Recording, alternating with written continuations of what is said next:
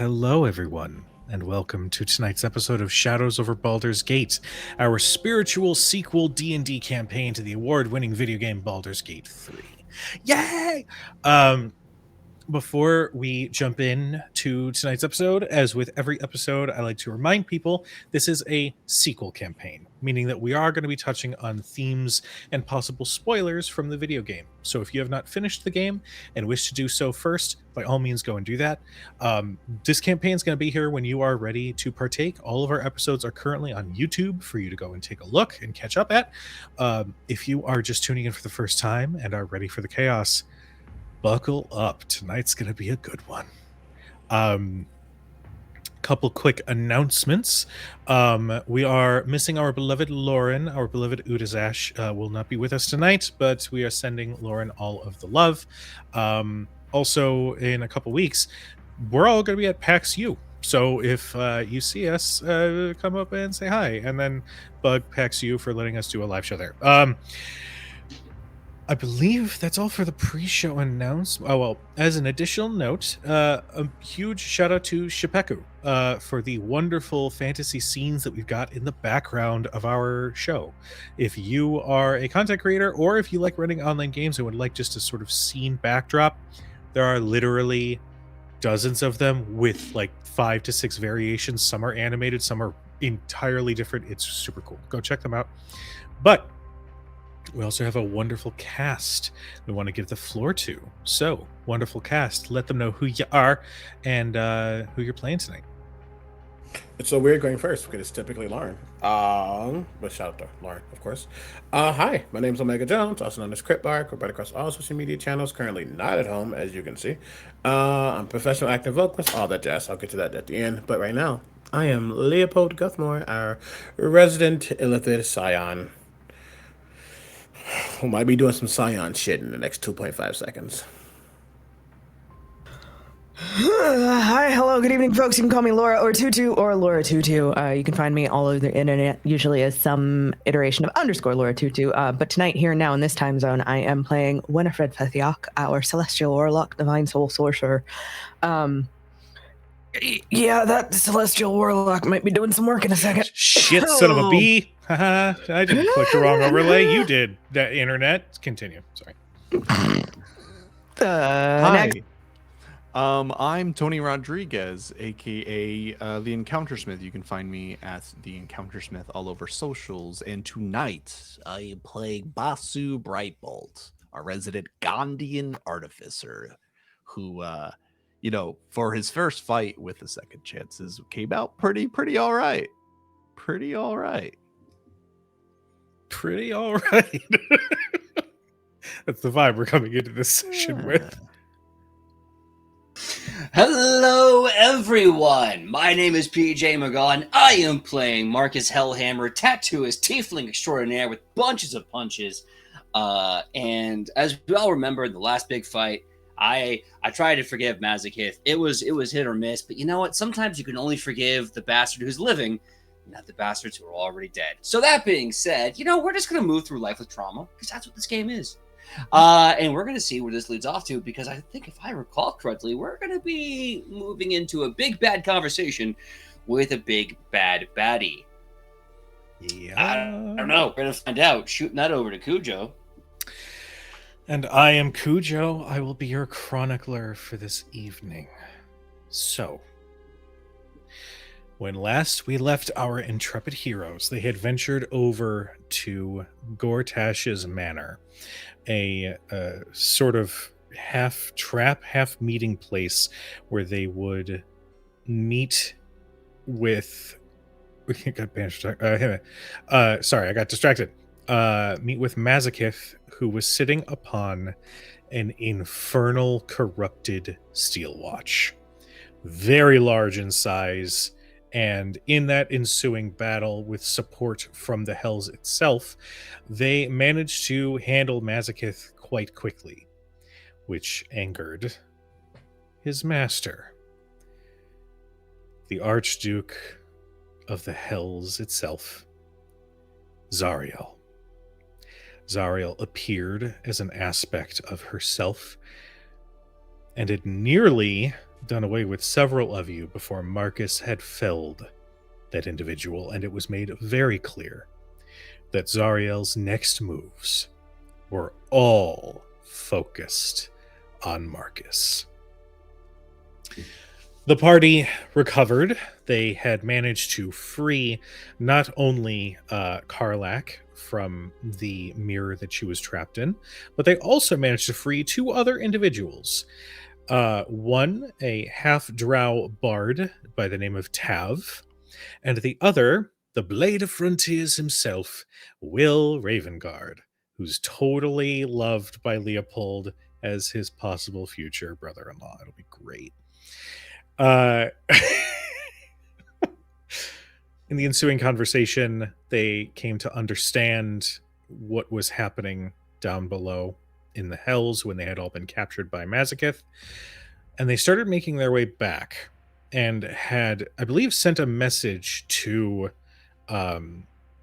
Lady Guthmere to call a meeting at the High Hall as they needed to discuss what the plans would be next, as Mazaketh revealed that the Queen of Dragons was most likely already freed and already on the material plane.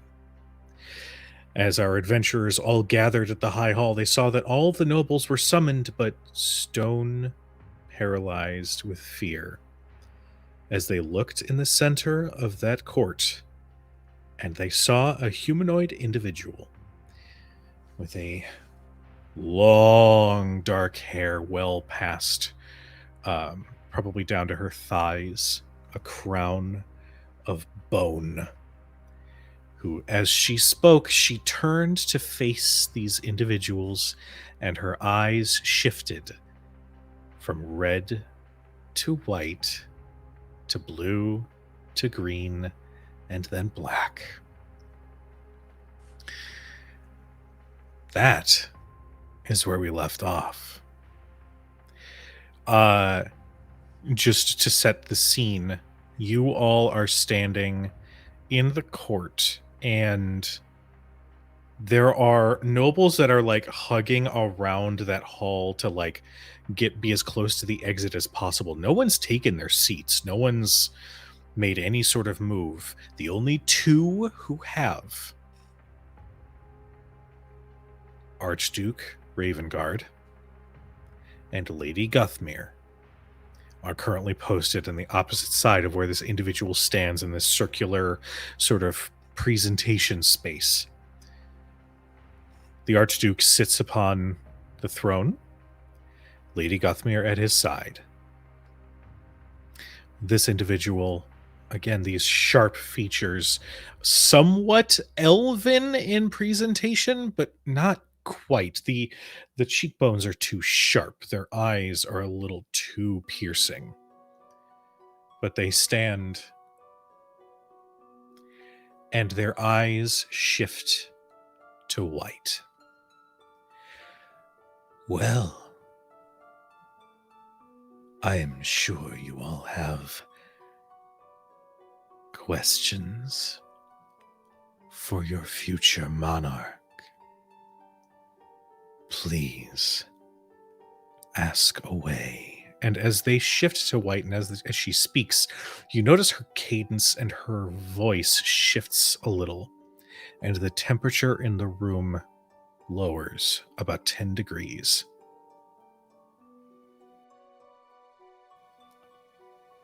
Please don't hesitate. The Archduke looks to everybody, eyes you all at the door, kind of swallows.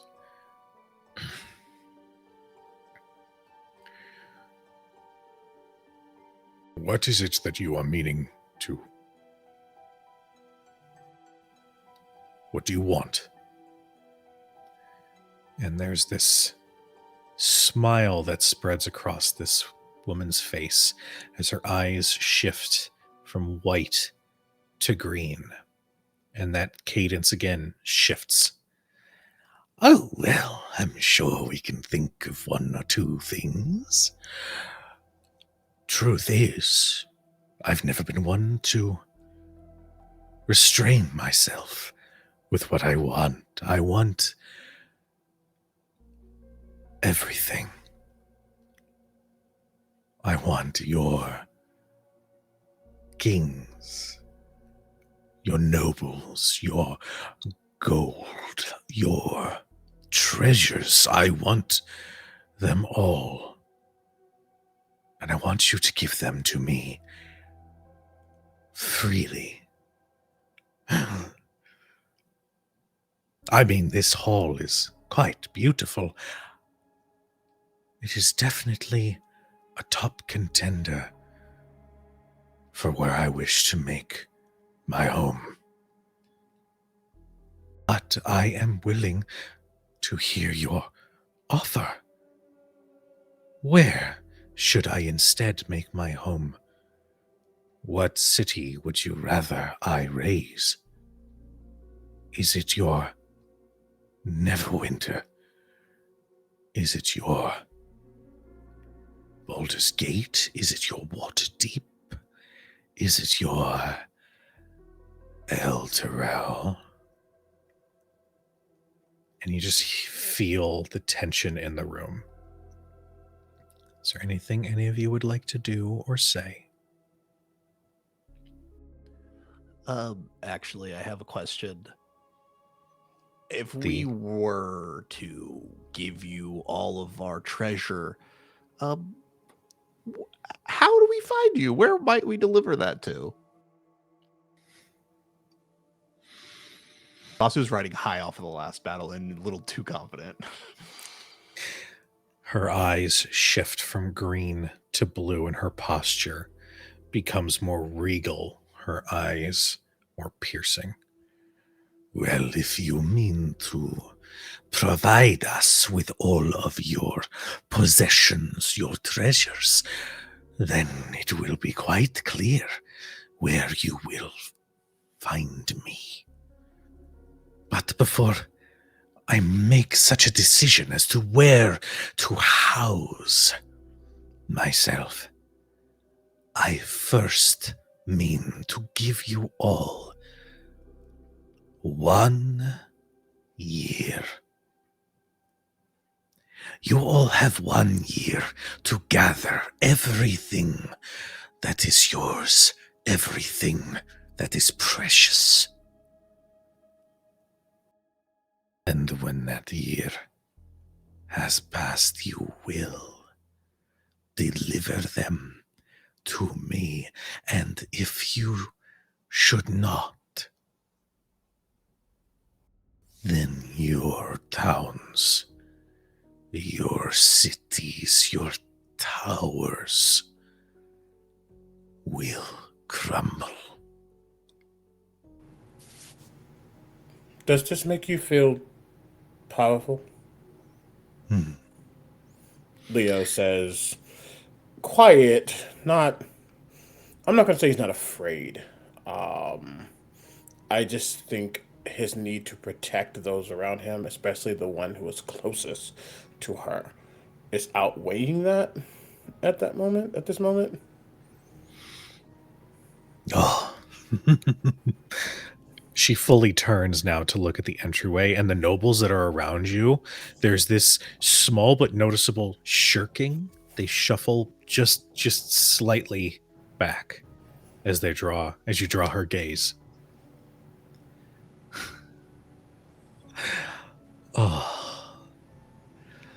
The best way I can describe this feeling is taking a breath of fresh air after breathing only ash and dust. This will be my new home, and I am quite excited to remake it into my vision.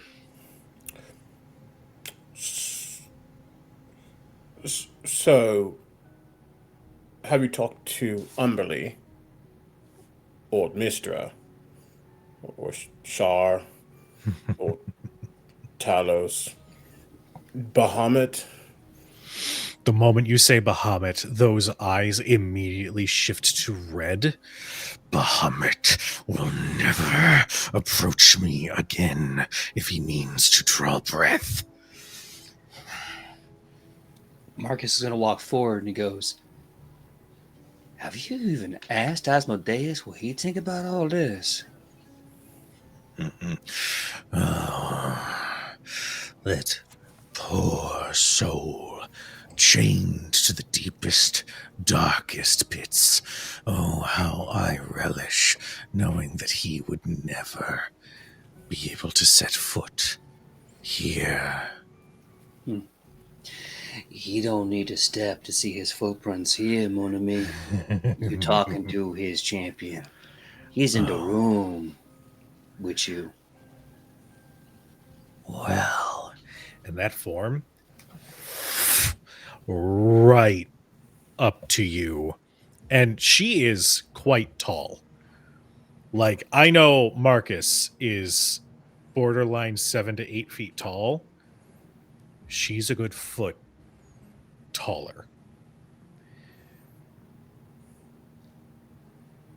Gonna give it a second so PJ can return. No, I'm here. Okay.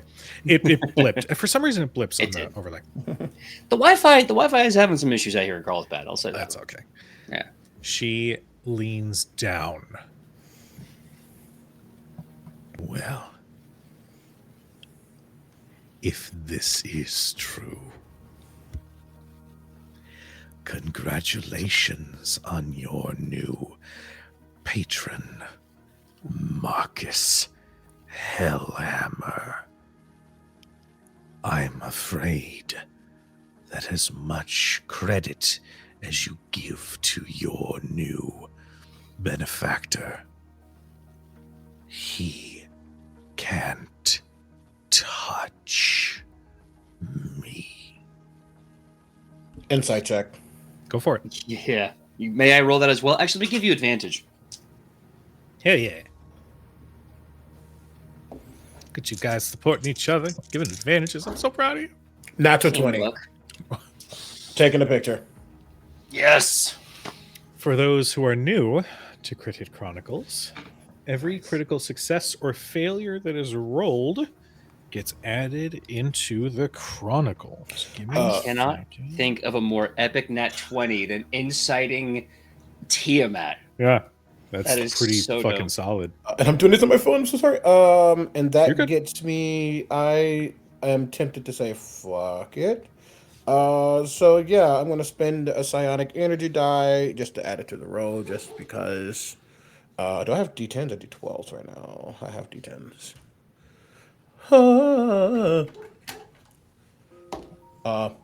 Perfect. 34. Okay. I need to make sure I mark that. So the thing is, when she says that, she is owning a piece of divinity that she represents. And as powerful as she knows Asmodeus to be, her divinity, that which makes her a goddess, that's a step up that Asmodeus will never be able to achieve. So he's only an archdevil. He's not a god. Okay. That is good for us to clarify because Yeah. sometimes these guys. That is fair, but we've witnessed men quite literally become gods. So in that nat 20, is there any worry, or is there just a lot of pride written upon her face? So, with that nat 20, because her eyes and her behavior has switched to that of a red dragon, she is practically begging for somebody to do anything. Okay. With that nat 20 as well, Leo would be obviously talking to her, but telepathic bond is still up, and there's no way in hell the psionic shit. Well, it's up with my telepathic, so I'm gonna worry about that. How is sorry? I'm like looking at No, something, just this. right? You were whacking Psychic. as you were explaining it. It was everything. How is Winnie feeling as someone who is also devoted to a very powerful and ancient goddess? Winifred is watching Tiamat like a hawk, studying her.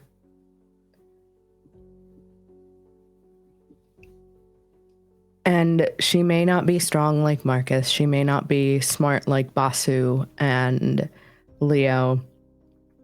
She may not have the fighting skill that Udazash does. But this kid grew up in the Feywild. She grew up in the courts. She has seen pride, she has seen arrogance, she has seen what power like that will do to the likes of just about any on that side of the plane. And pride and arrogance will do well in a situation like this, but it will also very easily be your downfall. And that is what she is counting on.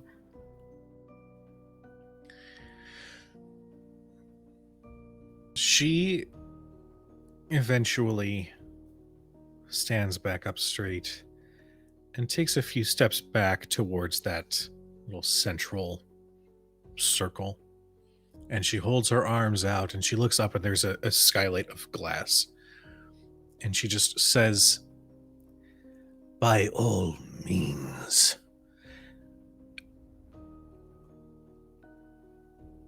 Asmodeus,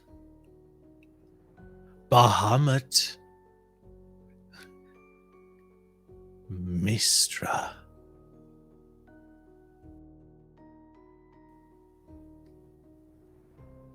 they do nothing because they are terrified of what will happen if they do.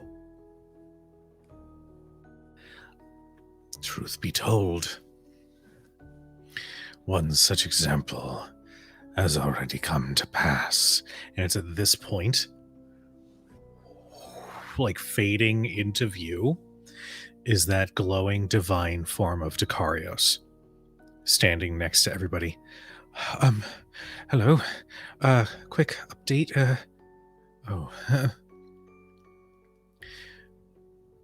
Blackstaff has fallen.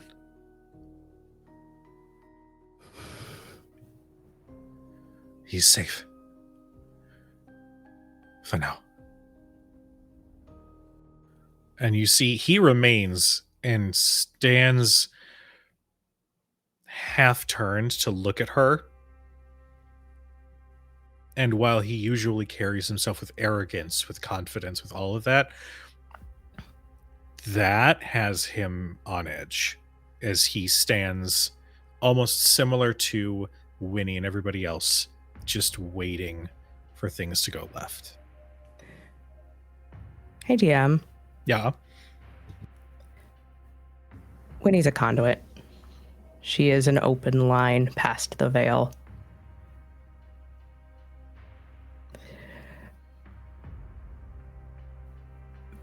With her insight, what's the tone of the room? The nobles, Raven Guard, Leo's mom.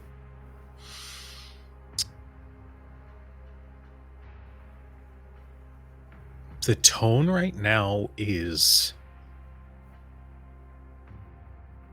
she's not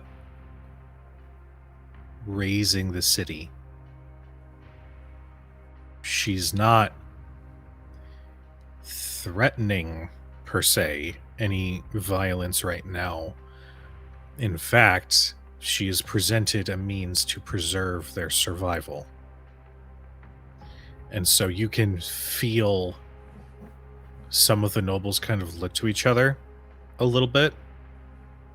And there's that recognition that maybe they should consider this.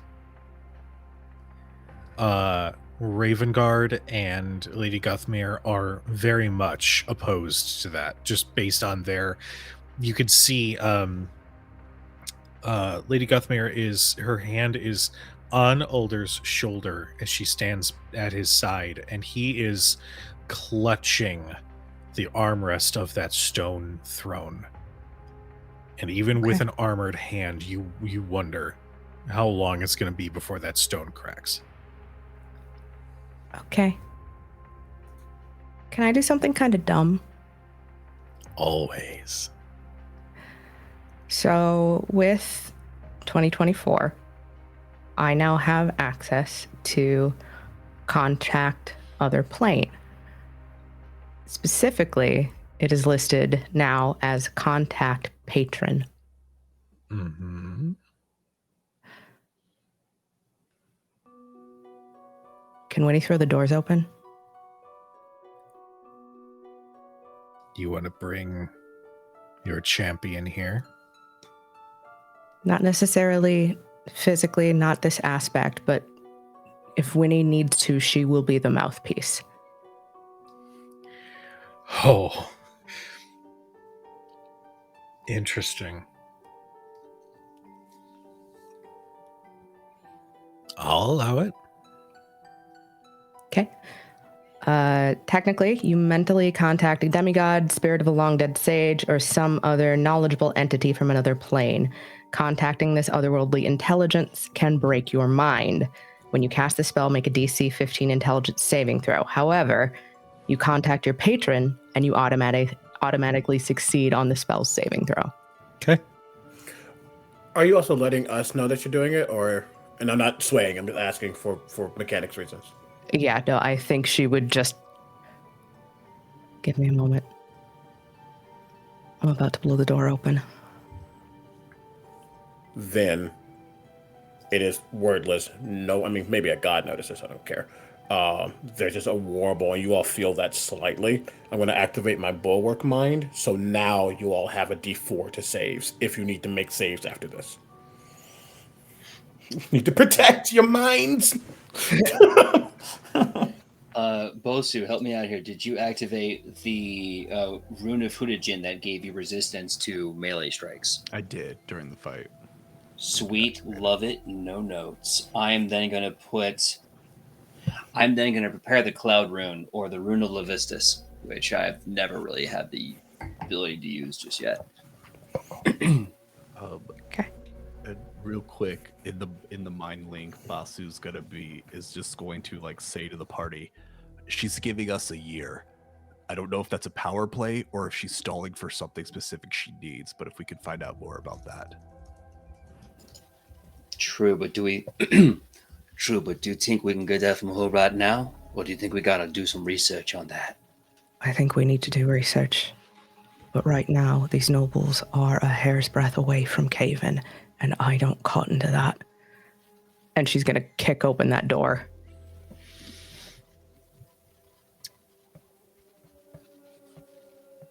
Winnie, you...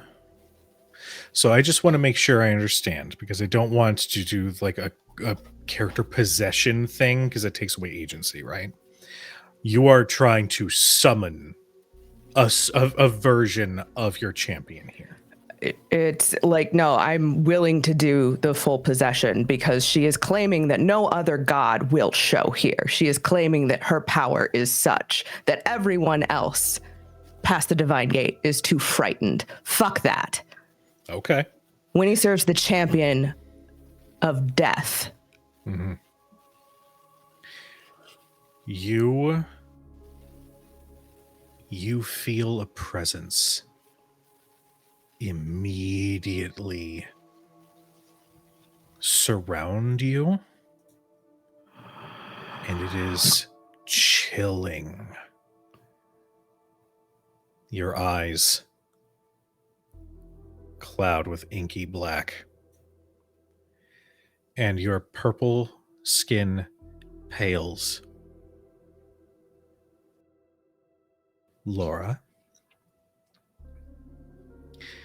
I would like for you, for the moment, to put Winifred Fithiok aside, as you are now going to voice the champion to the Matron of Ravens herself.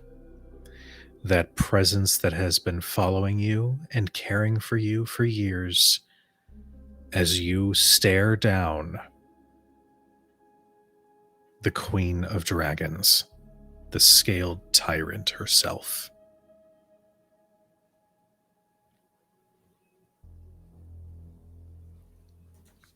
Winifred's head kind of falls forward. Her brow furrows.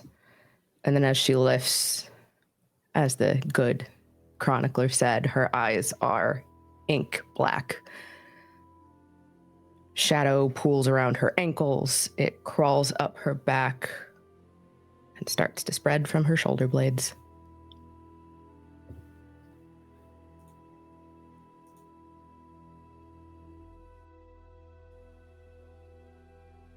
You said your piece, tyrant. 1 year.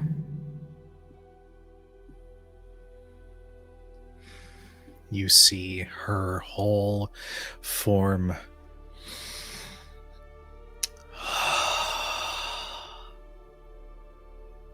her eyes turn into a sickly gray, almost black as well, but there's still that slit of the pupil as she's facing away from you. And something about this persona of a black dragon, she just turns and leans until her head is a little to the side, and that light just catches her eye a little as she looks upon you like prey.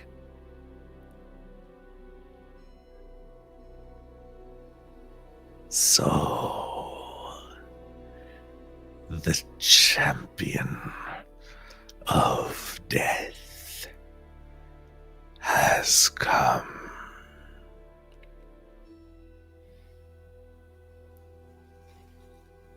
How delightful. She couldn't come herself, so she sends a lapdog. She sends her herald. You upset the balance. Oh.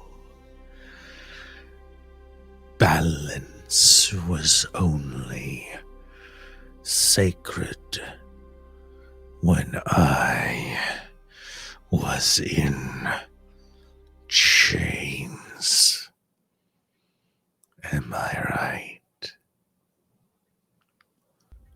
Well, take this to your matron. I will upset every balance until this plane is a smoldering ruin.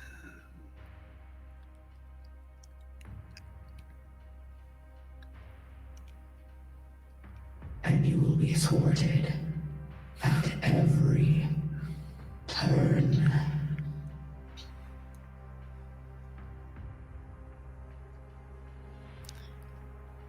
Wanna bet?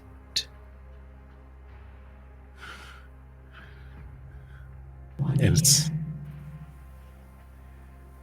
1 year.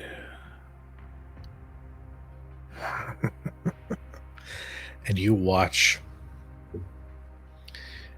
as emitting from the ground at her feet a flame covers and consumes her form, and it changes colors. It is chaotic. And as it does, it heats the room for several uncomfortable moments before... and her form has disappeared. Winnie drops like a stone. I'm studying the fire to see if there is a teleportation agent within it. Give me an Arcana check.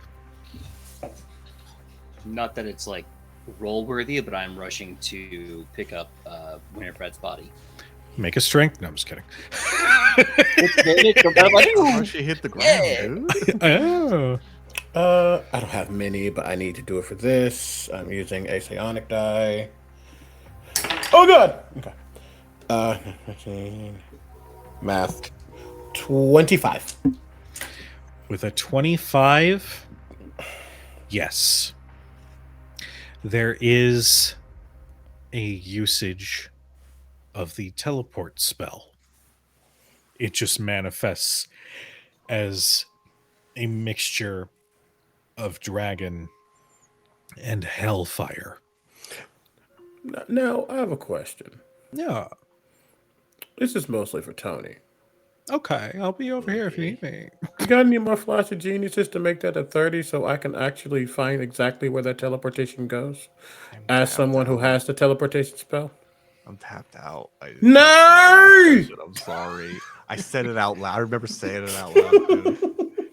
No! Can't even lie about it. Do you have advantage already, CB? I do not. I will give you advantage on Arcana, because apparently I have proficiency in Arcana. Now, I want to be fair. You say you're picking up the body.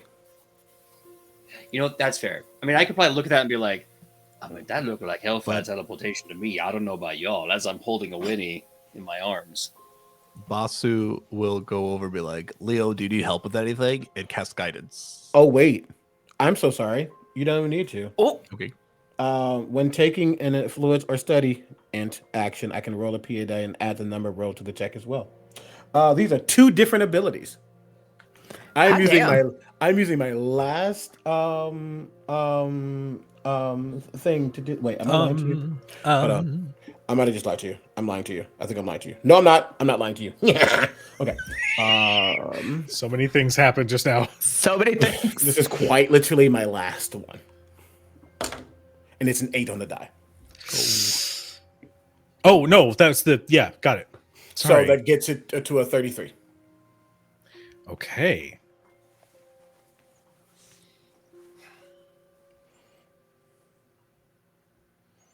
Hold on. You asked a question that the DM has to go. Give me a second. Totally fair. Listen, if we need to know where she is, at the very least, she's most likely teleporting back to her domain.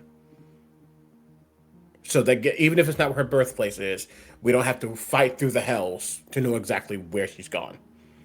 And she's super proud and super arrogant. Most likely, she went right back to her throne. and if we recall correctly, doesn't she? Please correct me on this, because I know the lore of the Hells has changed a bit. She resides on Avernus with Zarael, correct? Am I wrong on that? Okay. So Yeah, we know where, when, hot. Like we knew Avernus, but Avernus is still big. Yeah, it's huge. And having a potential way to just for later in the pocket. It's not bad. So just getting any information that we can potentially use in the future. This is also assuming that this form she is taking is not her actual physical form, but an aspect that she anchors here. She steps in here, that's what she says, but also we know the veil from Ao to this realm, not one of the gods are as easily traipsing, especially the devils, especially the devils and gods of hell. Not easy for them to get here. Will say that this aspect that is teleported away. What was your result one more time? 33? 33. Bonkers. I will say the destination was on the material plane. Okay. Oh. Okay. Is it fair to infer that this isn't the only kingdom she's going to go taunt? Fuck. Okay. She's got 5 heads. Yep, makes sense. She's probably popped up in 5 different places at the exact same An time. announcement tour. Bitch. No, let's hear it for the Rainbow Tour. She's in a group chat. And she's pinging them all at once. She's just at everybody. Yep. That is okay. I still want to, if possible, just understand her stuff. Just to, some teleport. You need this, that, and that. So I'm just like, now I know her signature at the very least. So Yes. I can hone in on that. Okay. And I will obviously, again, there's just a diagram, and then you see runes. Mm-hmm. Yeah, you got a 33. You got a 33. I can't just leave it at that. Hey, it's also a god. You don't get everything. It's It's true. I will give you a region. She is to the far northeast. Neverwinter. No, east. Mm-hmm.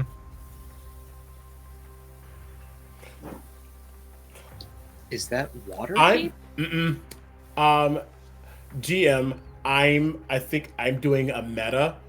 Can I see if, I mean, I might be wrong too, but can I do a history check to see if Leo knows what's in the Northeast? Go ahead. Give me a check. 'Cause I want to be fair and see if he even has Yeah. thoughts. Because there could be 2 different things in my brain right now. I do have a plus 2 history. I'm not going to use your die. Gay dice. I don't want you. Not bad. We've been summoned.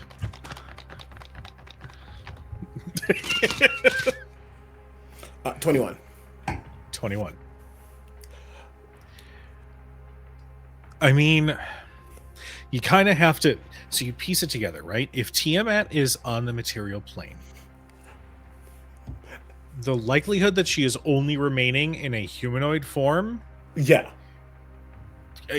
she might do that for about 10 minutes before she's like, no, I'm done. I'm done. Right? Yeah. Where would and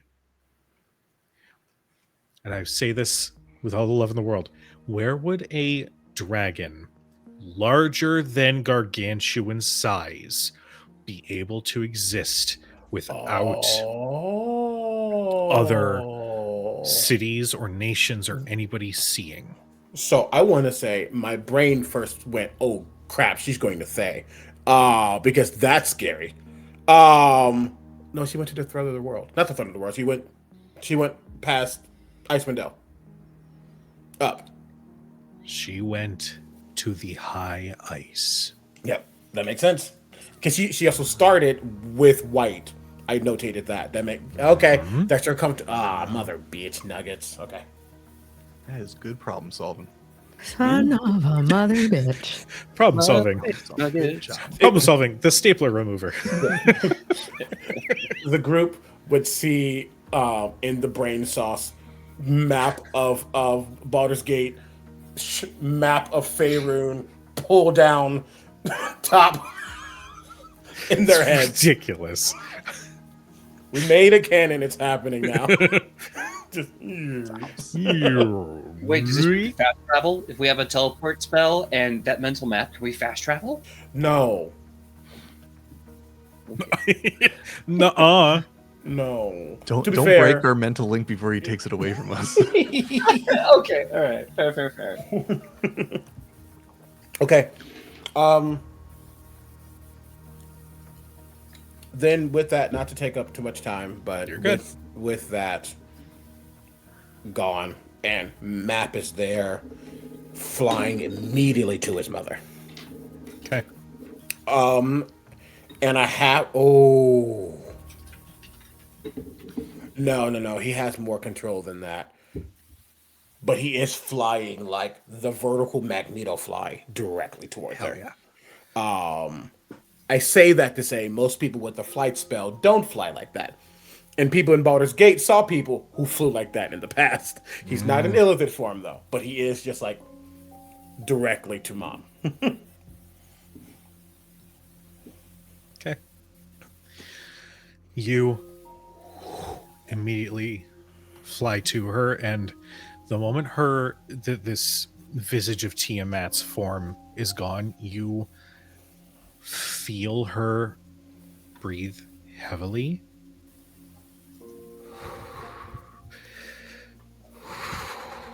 And she just reaches and sort of like grips your forearm.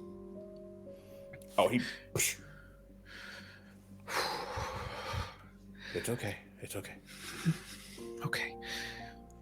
She like holds onto her holy symbol for Tyr, and then looks down at Alder, who stares at the spot where she once stood and is... What's your passive insight?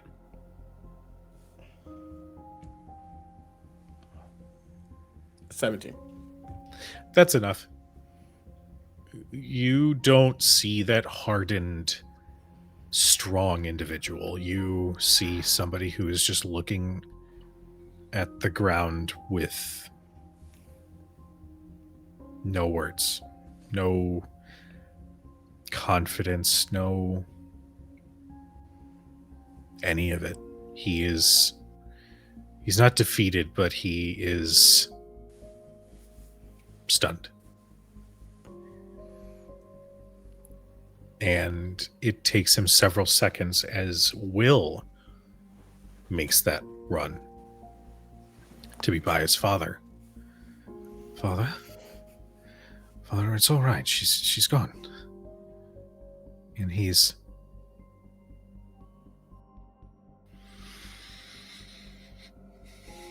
You've returned.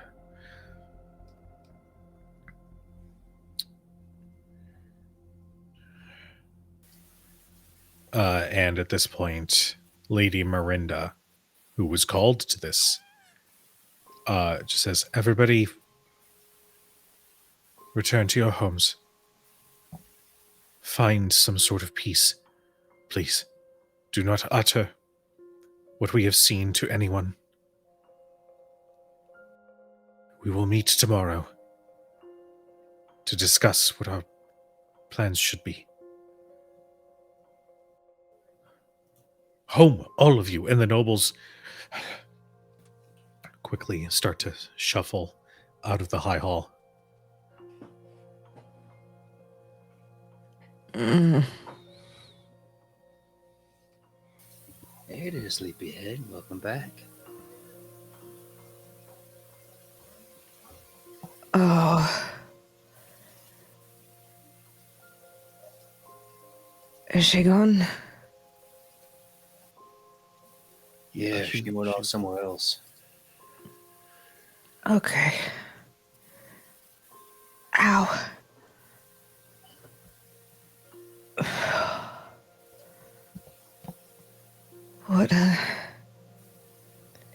What happened exactly? Whoa. You good? PJ, your microphone is doing magic tricks right now. Yeah, I don't know how, but it was turned off. Even though I was still getting audio. I'm gonna be so real. I thought you were using like a computer mic this entire time. I just wasn't sure. Yeah. So I didn't want to make it up. Dang. No, super fair. And I was like, because I kept picking up everyone else's audio. I'm like, how is this happening? And I look, oh, it's turned off. Oh, okay, That sounds much better. now. Yeah, you sound a lot better. Thank you, tech gods. Somebody tell me what happened in the past couple of minutes. I wasn't. But I tried to talk shit to the god. I immediately regretted it. And then you channeled the god to talk shit back to it, and you passed out. Yeah, as far as shit talking is concerned, y'all, I think you did a good job. I'm very proud of your shit talk, Basu. You're doing good. I'm trying my best, but that was really cool, Winnie. What was that? Are you okay? Not a god, but the herald one. My patron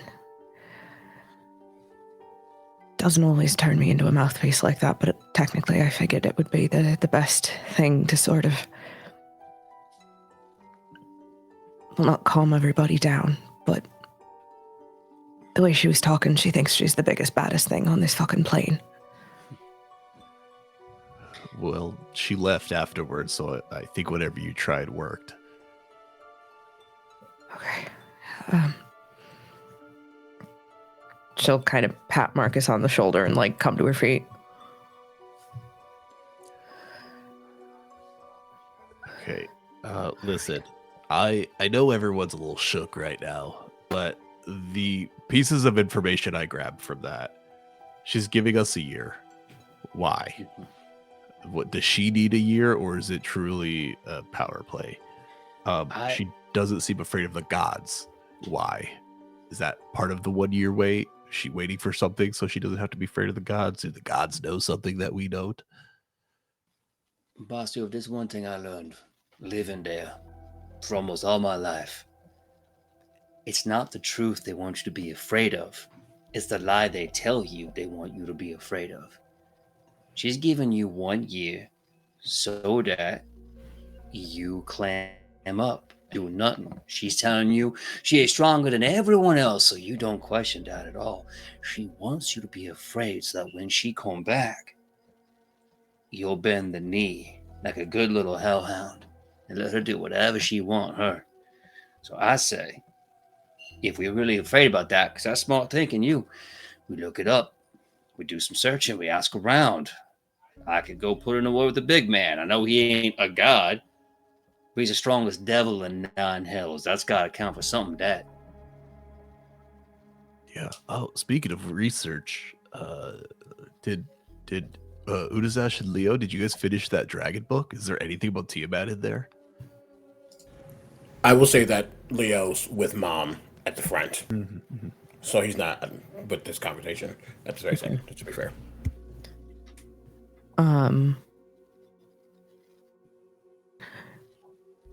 DM. Basu's got a point. If she's so strong, if she's so powerful, if all of the gods are shaking in their boots when it comes to her and her might, why bother waiting a year? Can I insight that?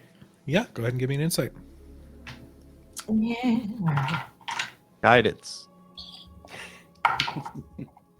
Okay.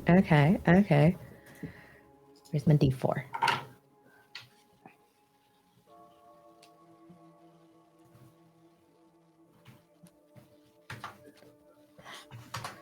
Uh, 26. So there was a nerve that was touched. That was the moment that Bahamut was mentioned. Now, Bahamut typically stands as like the poster god for like justice and whatnot, right? Sort of alongside Tyr in a way, I feel like. Tiamat had a choice to make the moment her chains became undone. She could immediately rain hellfire. She could burn every town. She could slay any who would attempt to stand against her. But what would hurt the divine the most? Rampant slaughter? Or the submission of every soul on the material plane? She doesn't want chaos, although that might be considered one of her domains. She wants domination. She wants to be the one in this plane. Because all others, I suppose, behind the divine gate, have operated from an outside perspective. She's the one that right now can walk these lands whenever they would like. So it's more It's more a direct threat and an insult to the other deities who had a hand in her imprisonment in the Hells. And yes, I am taking some slight liberties with the lore. Don't come after me, wizards. It's our game. We do what we like. Yep. Hey, look, at this point, it's a fanfic world. They can't stop us.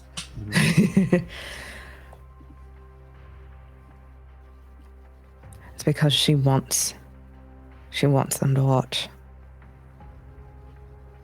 The other gods, she wants them to watch as those who purport to worship them bend the knee one by one. Proof that she is as powerful as she says. If she can turn everyone against the gods that they worship, then what she says would be true.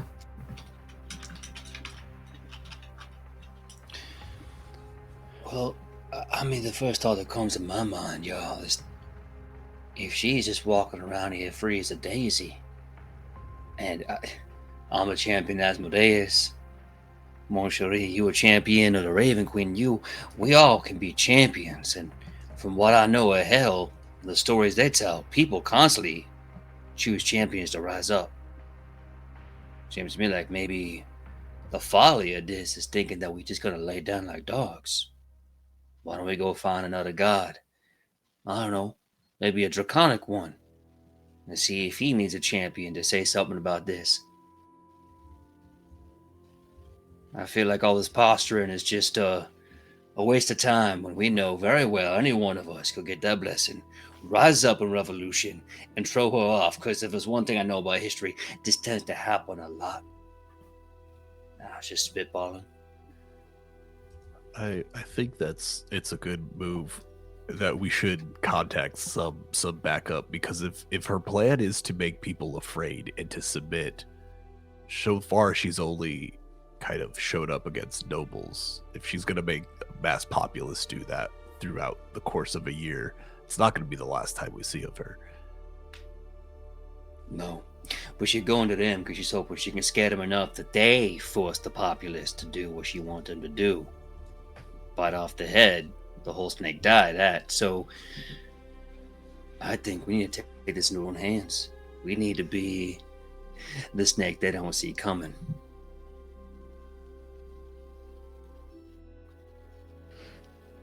Do we know any super devout people to Bahamut currently?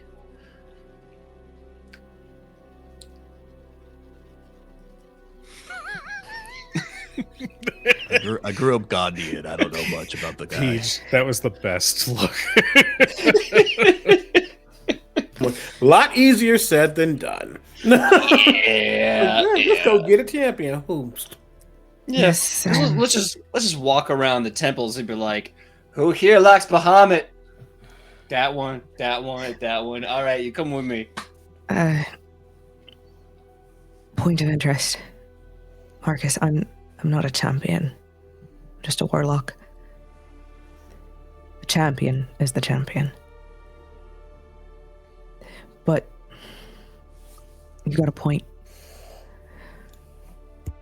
If she is willing to upset the balance between the gods and the material plane, then maybe it's time to even out the playing field one way or another.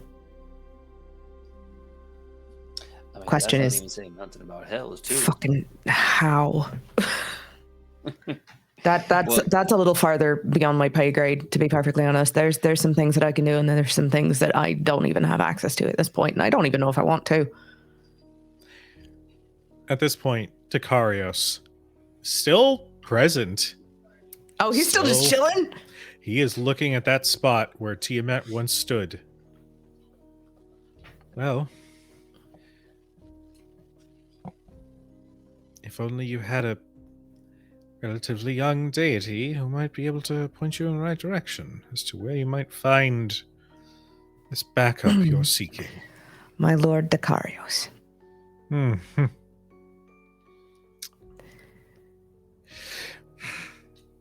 You must prepare yourselves if you mean to make your journey there, but I know where he slumbers.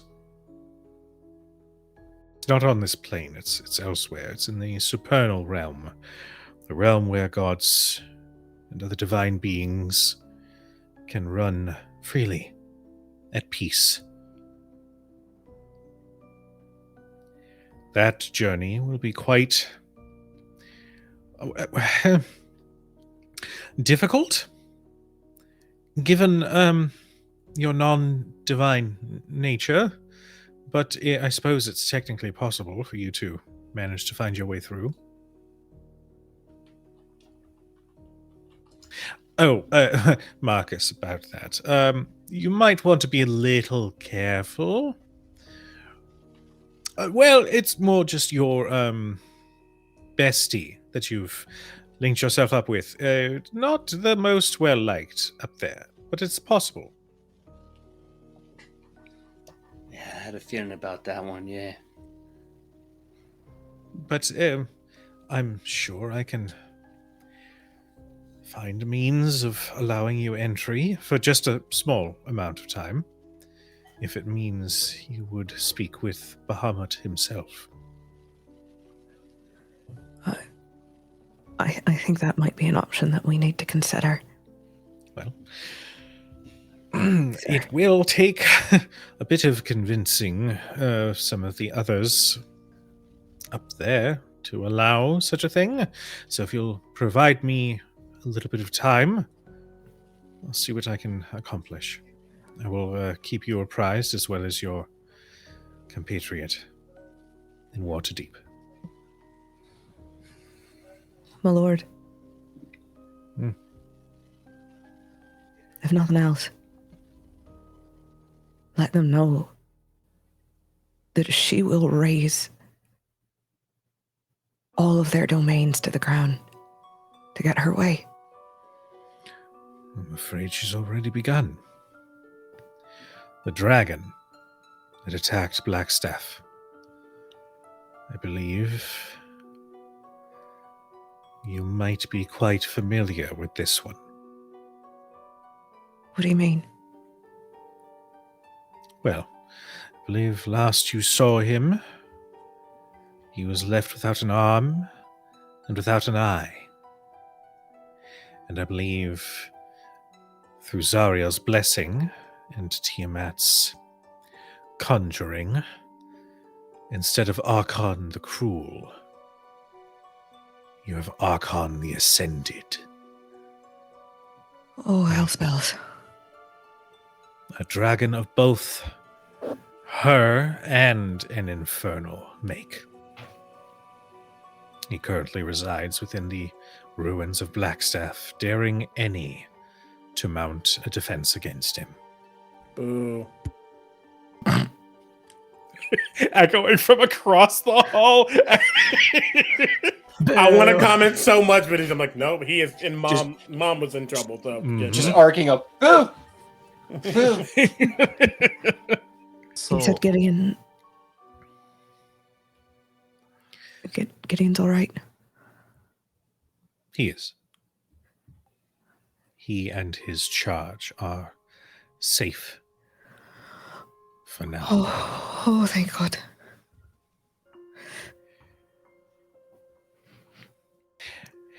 I will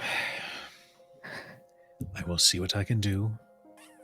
I don't believe Archon to be the kind to break from his orders, from his goddess's command.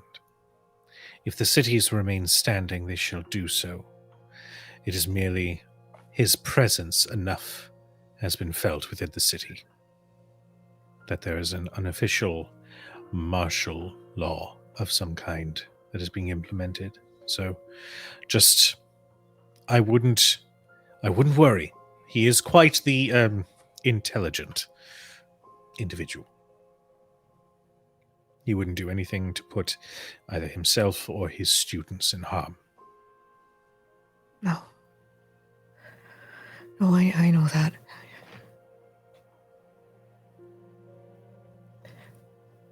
Thank you, sir. Oh, well, ask for a favor in return eventually. Well, I have some work to do, some gods to schmooze in the supernal realm, so should you need me, just, I suppose, call out, and maybe I'll hear you, maybe I won't, but we'll cross that bridge when we come to it. Right? Right. Well. Farewell. And there's this unnecessary of sparkle and purple smoke that envelops him, and he disappears from sight. Hey Marcus. Yeah, Quick Basu. question. Who was that guy? That, what the god we was just talking to? Yeah. I talked to him like I knew who he was. I have no idea who he was. Oh, hey, that's fair enough. That is the Kyrios, I believe, the god of ambition. We see, we used to pal around with this wizard bloke named Gideon a while back. He worshipped that guy. Pretty good dude. I think he used to be like a wizard of Waterdeep or something, and then became a god, like you do. Okay. The god of ambition. That he is when he is. Whoa. Definitely That God. is- Gang. That's a lot. And the dragon, was that the kind of large red dragon you guys originally told me about? The one that's the ascended and birthed in hellfire and everything else he said?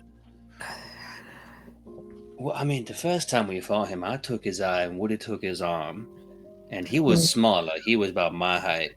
He was my height, and my Lies. I was 6'9" when I fought him. He was not 7 feet tall. Basu, when we first encountered, she kind of hesitates to say his name because with that kind of power, names call attention. When we first encountered the Ascended, he was just a dragonborn, a paladin to the Tyrant. Oh. And, well, he fell. But clearly it didn't stick. Oh. Yeah, the hells, they got a funny way of making the worst things come back.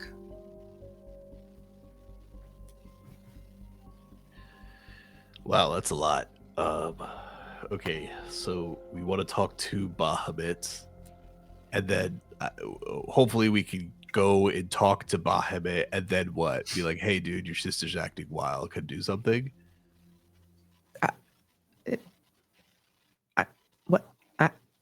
I mean, that's kind of the... I mean, if you want to be straightforward about it, yeah. I mean, if that's the plan, I'm down. I just want to be clear about it because, none of this really makes sense to me.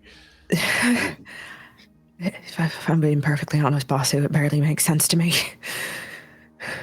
I mean, all things considered, I don't think Bahamut's going to be rude about it. Can we go, hey, we pretty amazing, us. We got your sister trying to take this land from you. Maybe we work together to stop that. I don't see that being a problem. Couldn't hurt. Hopefully. So what is the next move? I will say, as you asked that, we're going to cut over to Leo with Alder, with Lady Gothmere and Will. She is going to hold on to Leo for several minutes. And Leo, you can see tears of fear go down her cheeks a little. And she eventually reaches up and clears her face and then looks down. Alder, we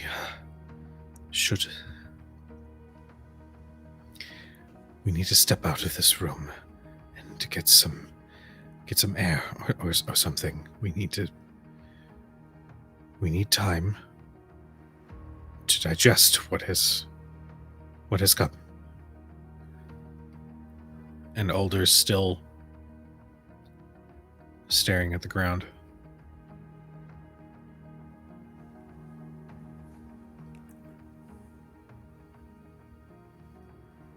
First was a cult.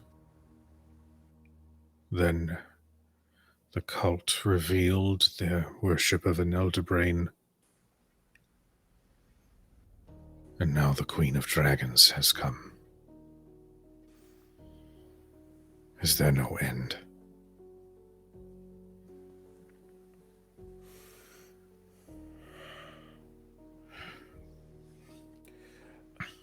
I don't claim to know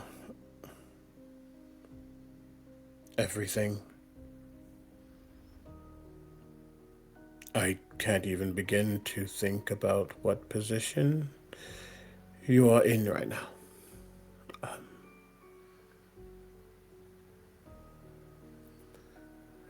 But I have to say something.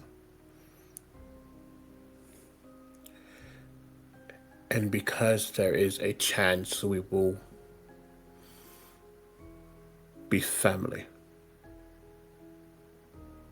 I will say this without pause.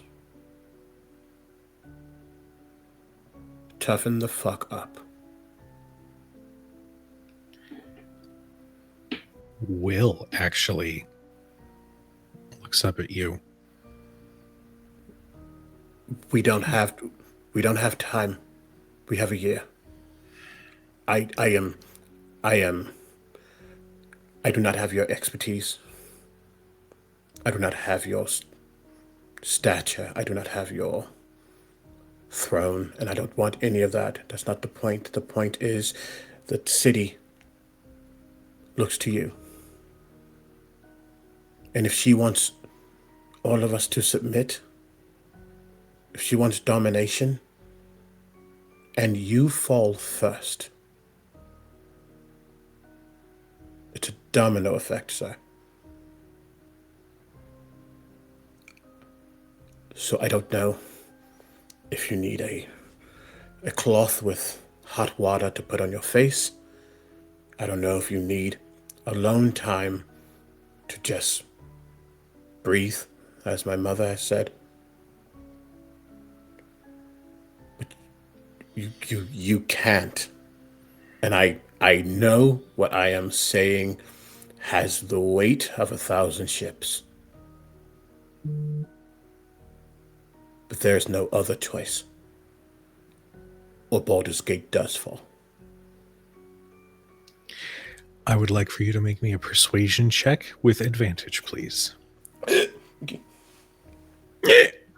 will try my best. And I have nothing else to add to it, baby. The tongue slipping out of your mouth really just sold that. Okay, I do have a +5, so that's not the worst thing.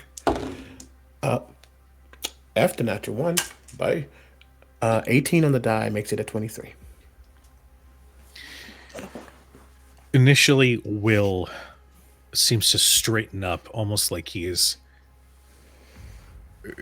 not going to make a fuss, but there is a clear line that has been crossed. Yeah, I just disrespected his father. Yeah. Yeah.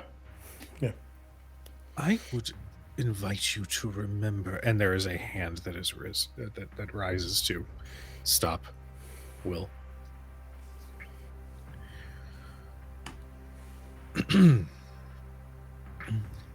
Alder eventually rises and then looks you square in the eyes and sort of faces you chest to chest.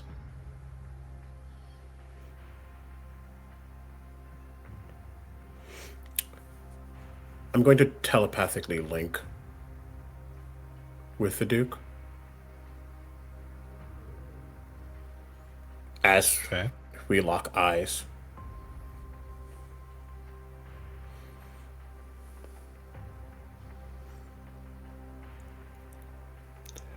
I have learned circumstances are going to... No. Circumstances and moments happen, but it's how you take those moments and wield it that determines what happens next. And just as you have, in your own way,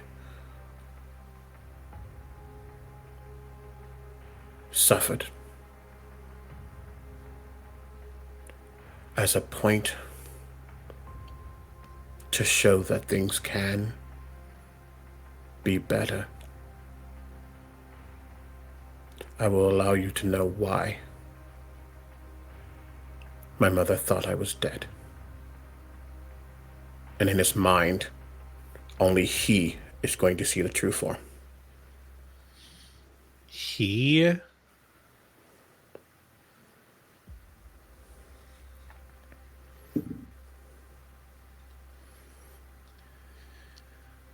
There is a moment when his eyes go wide and his breath catches, and he almost takes a step back.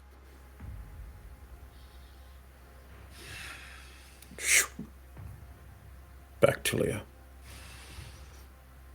I have been, maybe not through hell, but the equivalent.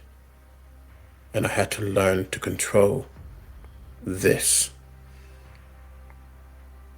Control your emotions and be the leader this place needs.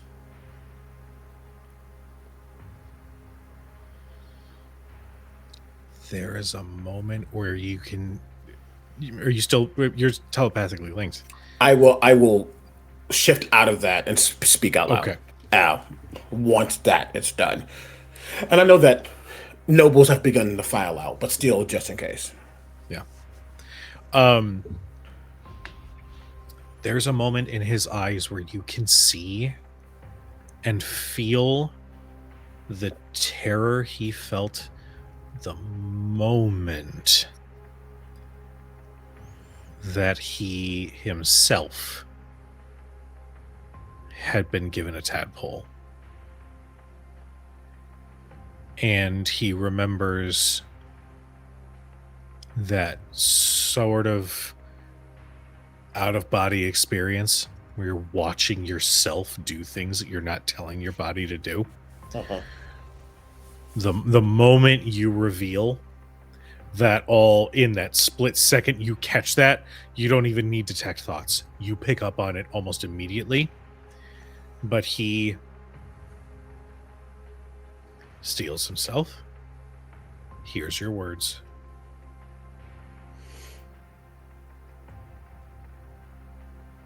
I want to make one thing abundantly clear.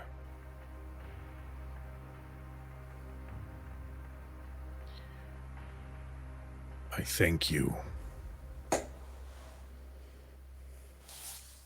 for your words. And I thank you for your return.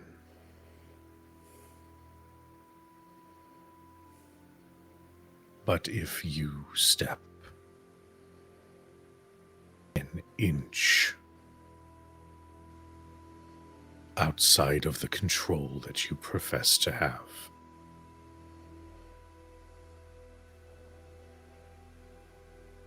then it will be my blade that cuts you down.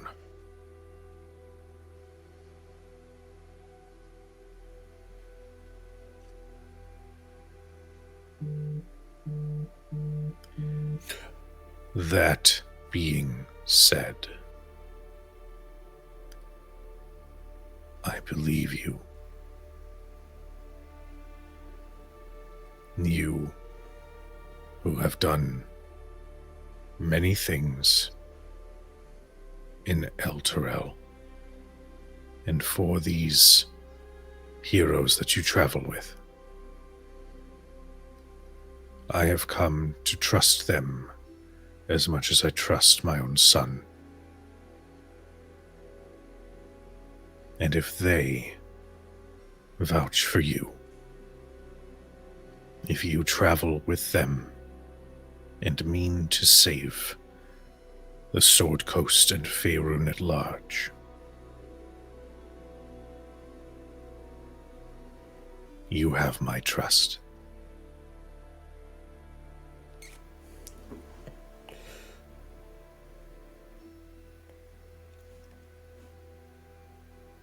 I never want to be one to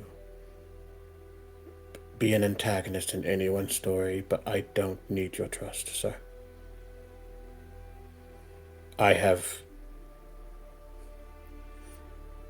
almost died in ways I can't imagine. I watched everything outside of my own body. Only by the grace of timing do I have even the modicum of control that I have now, and I learned from the gutter. I was a victim. I won't be any longer. And you can be the same. He looks to his mom. I need to get back to the group. All right. Before you step away, Older holds up a hand, if I may. And he actually holds a hand out for like a clasp of arms. That last statement you had made. He holds his hand up for a high five. Yay! No, that last statement that you made, he was about 85% comfortable. But that last statement, he respects the fuck out of that. You don't need to roll insight. You can already see a little shift. He will clasp in return. And he has a lot of gravitas right now, but he's still like 20 years old. But after what has happened, he can't. I mean, they say age is nothing but a number, and right now it really doesn't matter. She'll kill you regardless. And as he lets go, he looks to Will. Still don't like him, but looks to his mom. I know that you need. You have work to do. Yes, but you, and he like to him. Just keep me updated. Of course. We'll most likely reconvene probably mid-morning. Gather everyone and confirm what our next moves are going to be. But we will keep you informed, son. And he'll begin to fly back. Actually, if it's okay with you, CB, I think towards the end of that is probably at least when Winnie may have approached. Okay, yeah, for sure.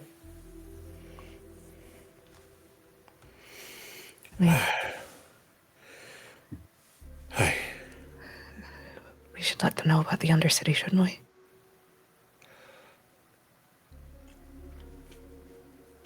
So about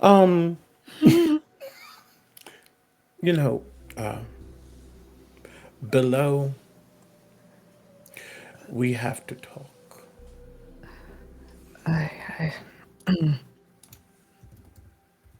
Your Grace, my lady.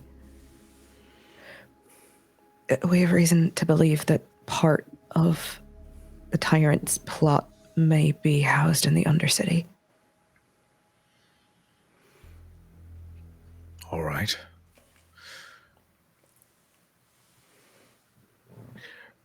I seem to recall an earlier court where you all had been named heroes of the Sword Coast and Baldur's Gate. Am I incorrect in this?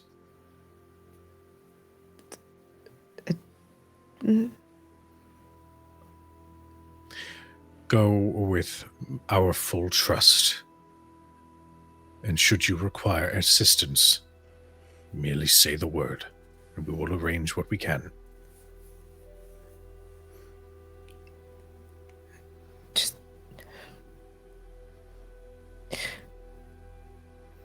She wants you to panic. She wants everyone to panic.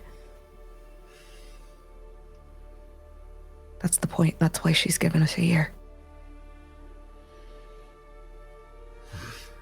Time to sit, time to stew, time to think of the worst possible scenarios.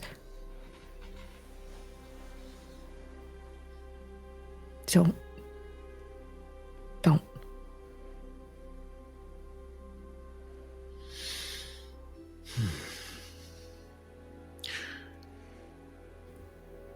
The only thing that you will find from us is resistance.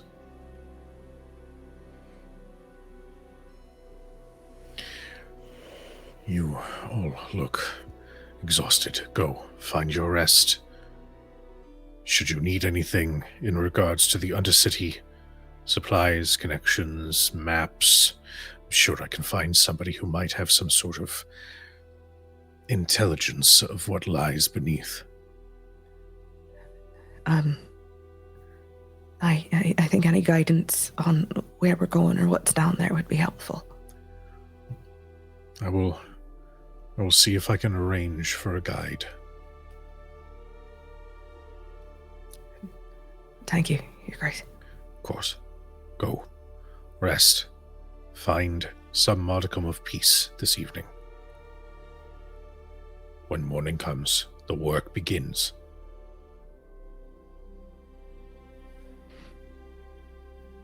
All right. Sure. Mom. You all regroup. And I assume we're heading back to Elf Song to take a long rest. Okay. You find your way there and get your long rest.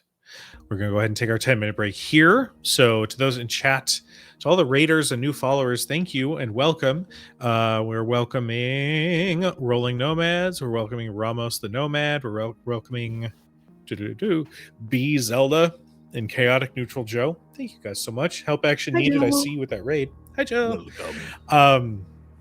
But yes, we're going to take a quick 10-minute break. So get a snack, get a drink, take your medicine if you haven't, and we'll see you guys in about 10 minutes. Be right back, everybody.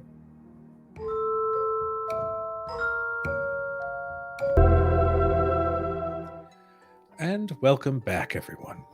So, our heroes have found their rest after a very, very long day, and they find themselves back at the Elf Song Tavern, where they're essentially at this point, you guys just own that whole suite above the tavern itself, and have made that your home.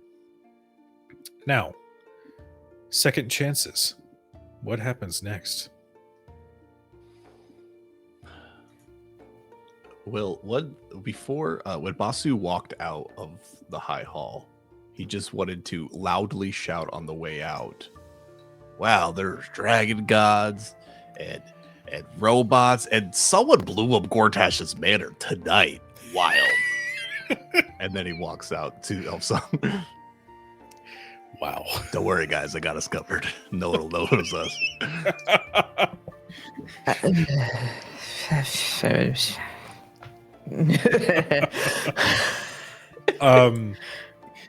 I imagine before you guys left, Tav had actually asked for that wand to be able to contact Halsin and handle that business. Before you left, Tav was probably like,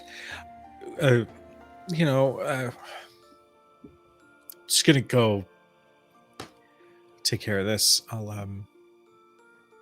let you know how it goes. Hey, good luck.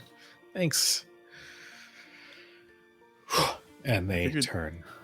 That's what Oh, boy. Udazaj has been doing this whole time, just talking to Tav about his relationship with Halsin. Just a lot of like, you have to communicate. How else do you know if you don't say something? You have to. So, you all find your rest.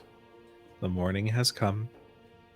Your room service of, what was it, pancakes, And wine. and also wine. Mhm. God, you know what, Tony? We are all going to be in Philadelphia. I am going to bring you to Green Eggs, and I dare you to have their French toast with wine. No. I'll do Do it. it. That sounds amazing. I can't. Green Eggs is my favorite place ever. Stop. Fucking grimy, man. I'll do it. So, what do you guys do? What's the next move? I think Leo is actually going to find Basu. Okay. Go to whatever door they have, and he just kind of walks up, but there's clearly a audible upon your door. Yeah, come on in. He's just writing notes and eating pancakes in mine. I was told it was a breakfast item, not a midnight snack. So Door opens. I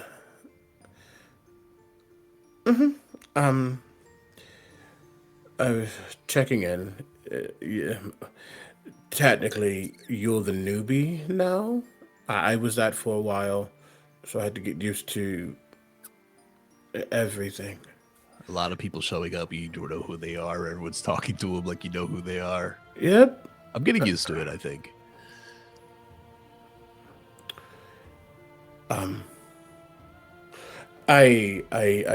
If we, I know we need to speak about where we're going next, but if we're going to the Undercity, or really anywhere, I thought it might be good to go over, or at least help you with, and he looks at the papers, the things that you're studying. Mm-hmm.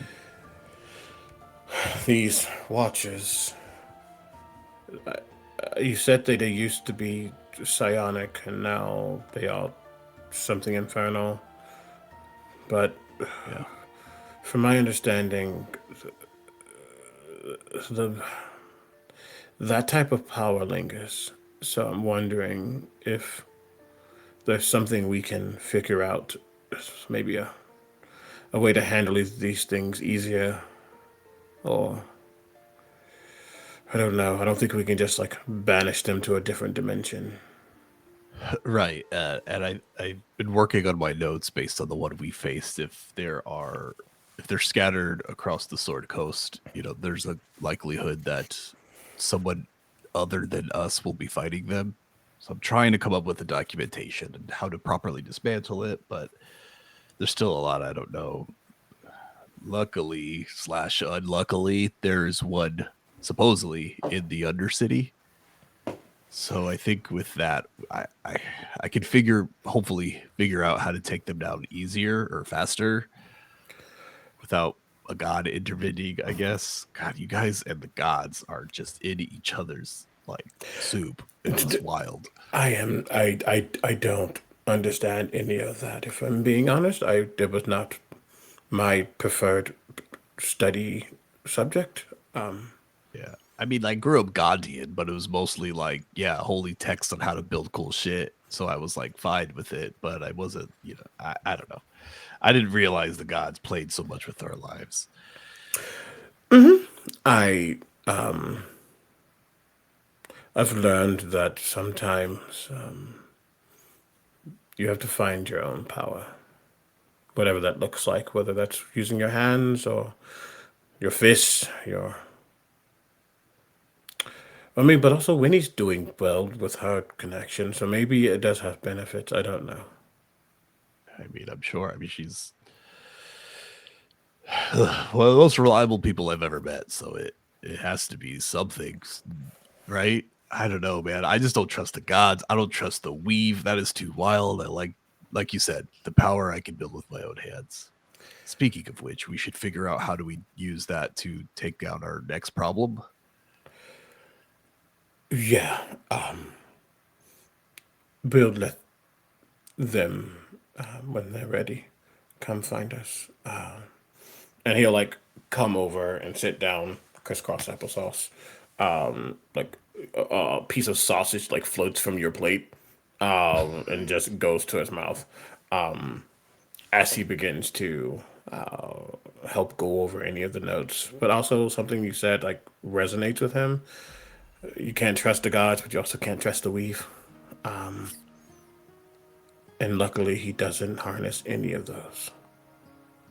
So perhaps he needs to do some digging himself. But for now, he'll focus on that.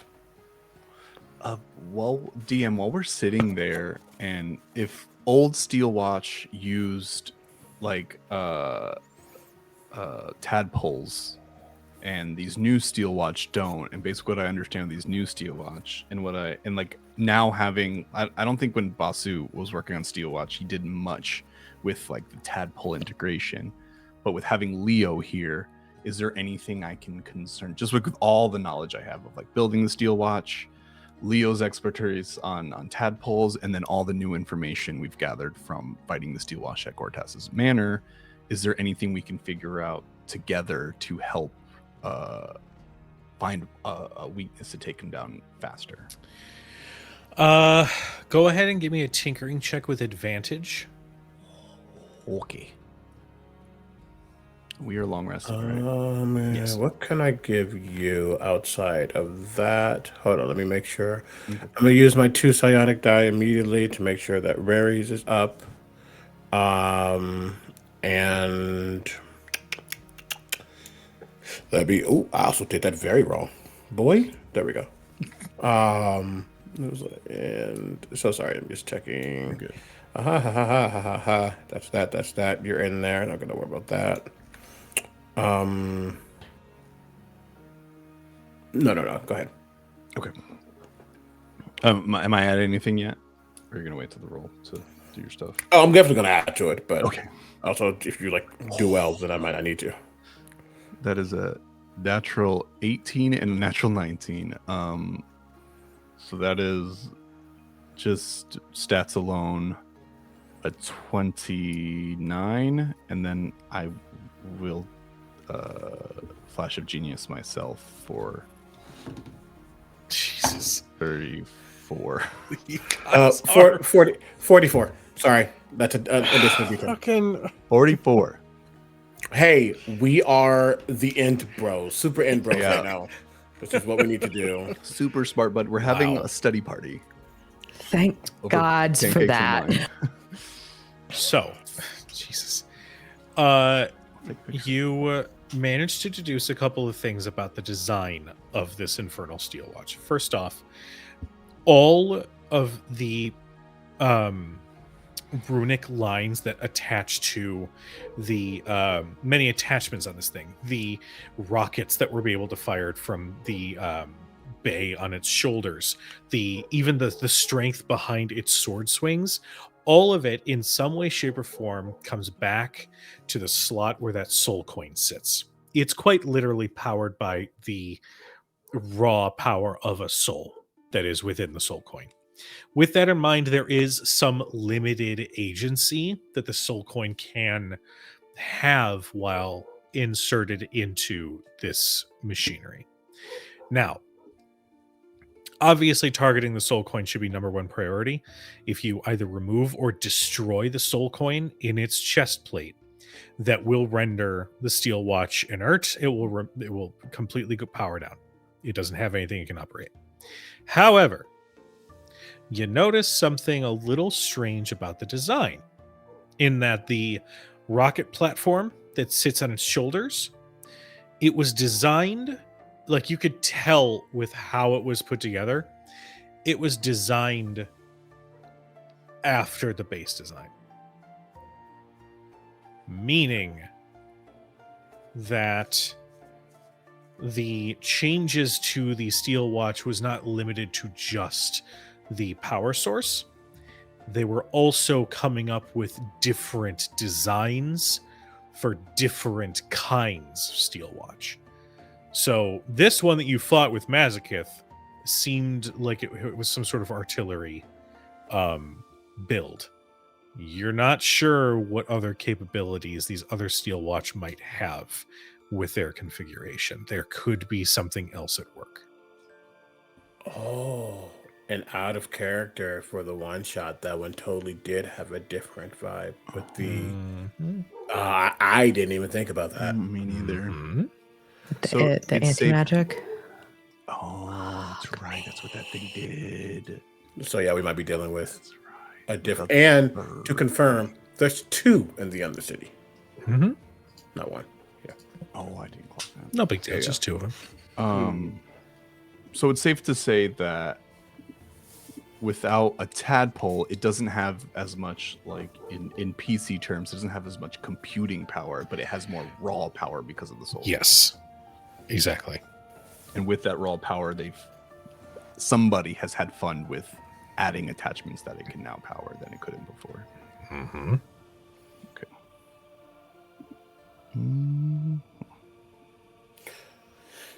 As we are, because I assume like we're kind of talking about this out loud, doing back and forth.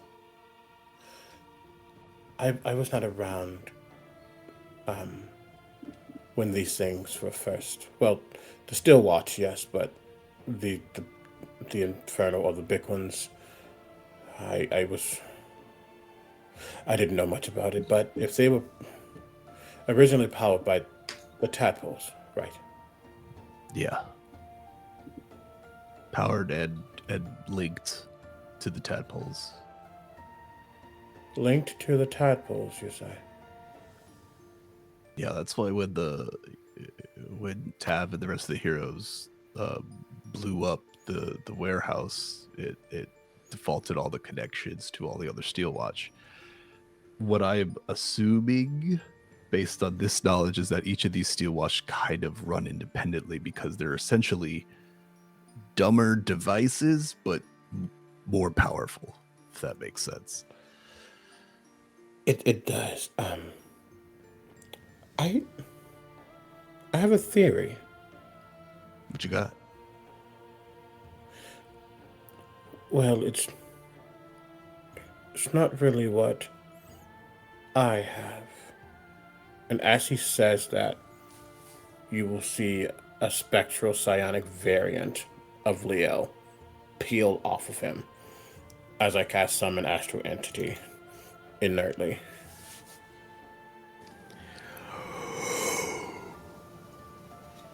Can you take over one of the Steel Watch? He says to the entity. Control it. Put it in our favor. You are technically a tadpole. If I put you where the soul coin was, is that enough power? If we're dealing with 2, then perhaps shutting down one and or having it fight the other. You mean to replace the soul inside of the coin with my presence? Well, it would free the soul, which is something that Udazash cares, and we all do care, but I think that's the important part. And we can obviously shut it down if we don't want to use it for nefarious means, but if at least as a potential measure, temporarily controlling it in our favor might not be the worst idea. This is possible.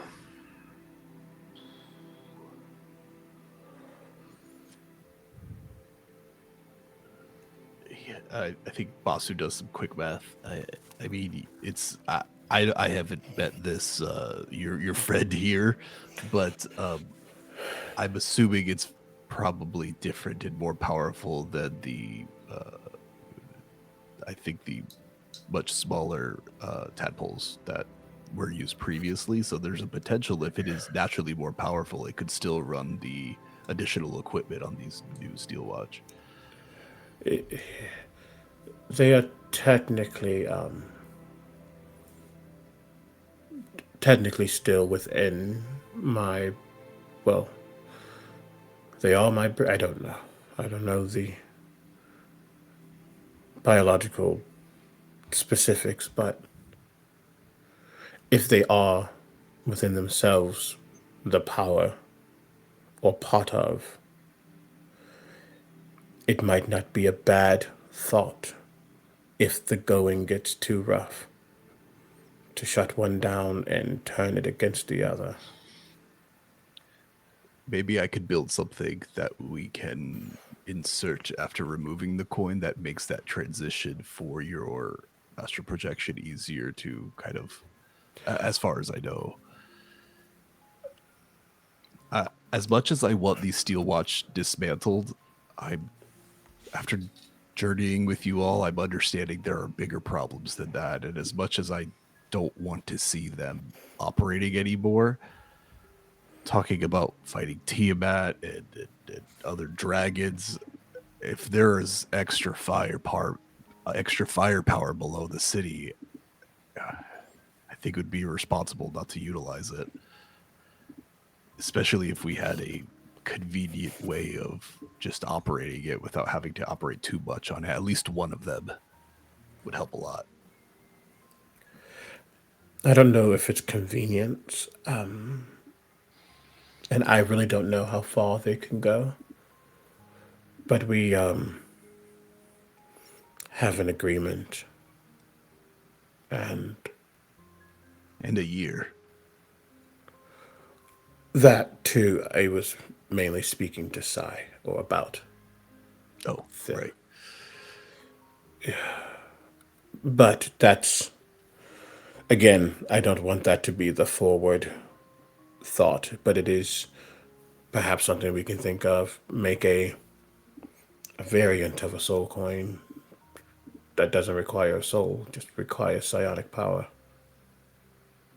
Technically, I think we can work on that together. As he thinks about the way he helped form Udazash's bow. If you can make the physical, and I can try to attune it or try to manipulate its frequency in some way to make it more susceptible to that psionic power, then that could be good. But again, that's thoughts and theories. Right. Yeah. I mean, we'll have to deal with the Steel Watch first, regardless, and then what we do with it afterwards will be a discussion. Because as exciting as inventing something like that with your talents is really exciting to me. I don't want to accidentally fall back into becoming an unwilling arms dealer. But we need them right now. So once we deal with the Steel Watch, we can sort that out together as a group. Okay. Then let's continue looking at that direction. Right on. I think Basso will just start talking to Leo about the nature of his astral projection thing, and seeing between what he knows, what I know about how it was utilized in the Steel Watch, and what I know about the Steel Watch now. Like trying to make some sort of device that would take the place of where the soul coin was, that it can possess and then control the rest of it. Does that make sense? Mm-hmm. Like a CPU it can inhabit. Mm-hmm. And I don't know if I really explained. Do you remember the sequence in Baldur's Gate 3 when the Emperor is like, they're fighting, you see like the people floating around for a moment? That's what Sai looks like in this form. Almost like fractal. Sure. Not really fractal, but like this very ectoplasmic but angular form that's currently like standing right next to you, doing way too close, way too comfortable. And does it look like you? It looks like Illith at me. Oh, got it. And you know that they're kind of acting on their own accord. Yeah, I definitely caught that. I think that's what they do. Yeah, Okay. so I would want to start working on something like that, like a Sure. prototype or whatever. I like it. Winnie That's and so Marcus.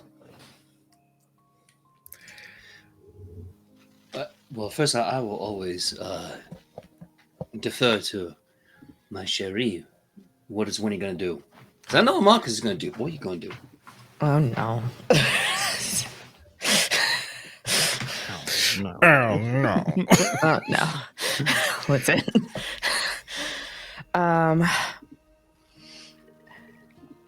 Winnie probably didn't sleep super well. There's a bit of a toll that comes with pulling aside the veil like that. It can kind of be hard to close afterwards. And if Baldur's Gate is anything, it is.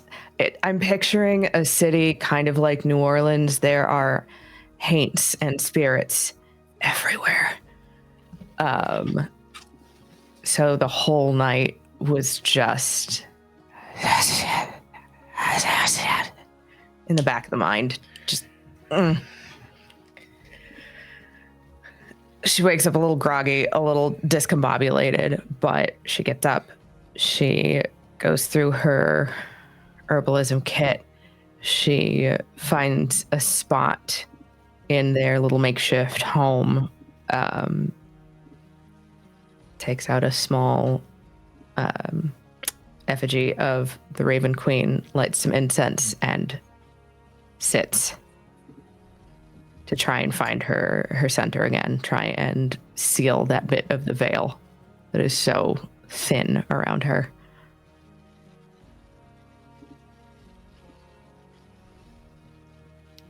There is definitely, within a few moments of you engaging in this to find some sort of peace, you feel your vision sort of clarify, and sitting translucent in form is what looks to be a half-elf femme figure sitting next to you with a long dark braid around one shoulder and a little blue feather in one of her ears. Well, that was... Are you all right? I think so. The city is very loud. Yes. There's still so many restless souls here. There's bound to be so many more if the Scaled Tyrant has her way in a year.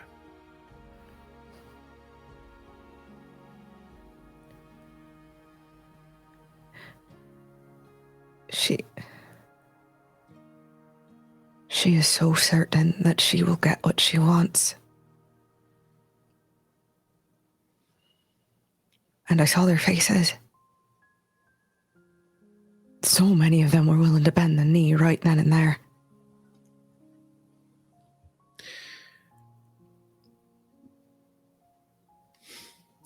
Mortal nobles believe themselves infallible. When a literal god then stands in front of them, terror is sure to be expected.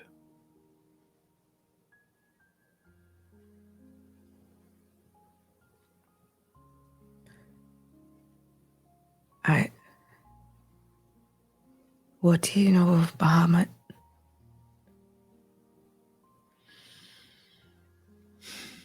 You see there's this look in her eyes, almost like a fondness.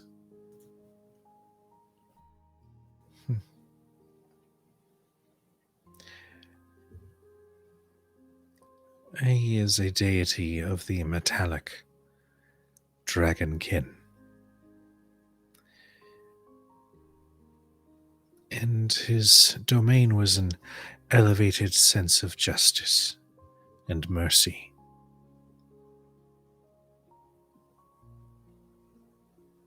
He was among some others who had secured Tiamat's prison in the Hells. He is maddening at times, but he is without doubt a great ally to those who fight to preserve life.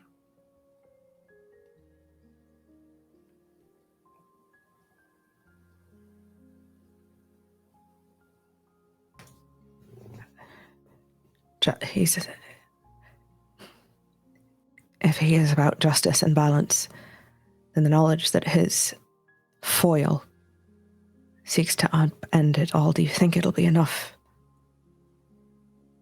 Enough to bring him down from on high? The Platinum Dragon has slumbered for some time now.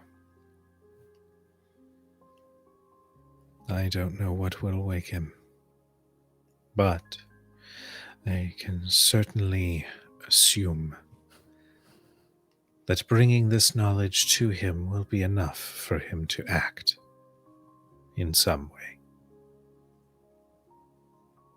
You may also attempt to seek out his champion, should you wish.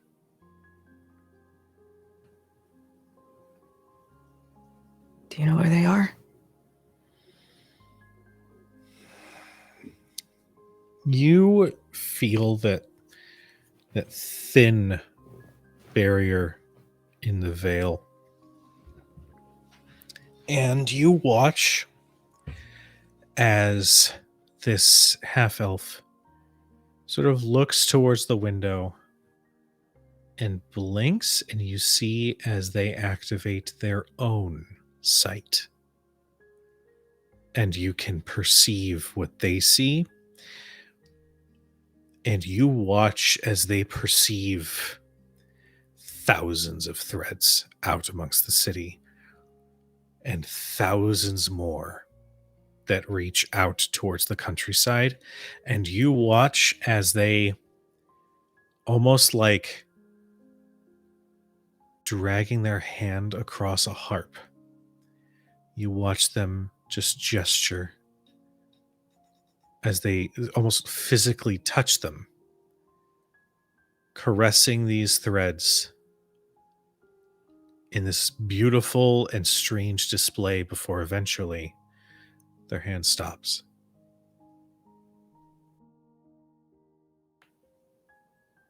This one.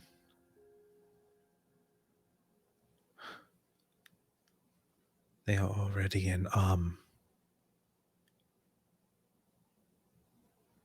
They are in Athkatla.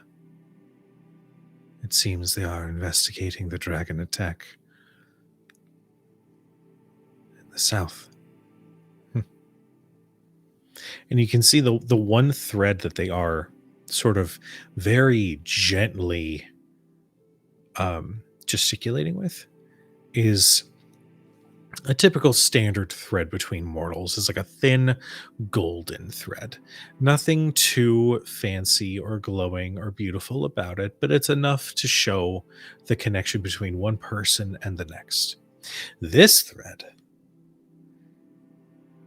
is a beautiful platinum, and its glow is bright without being abrasive.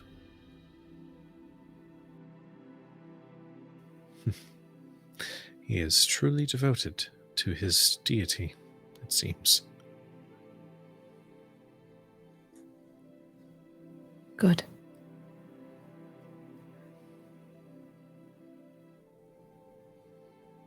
I know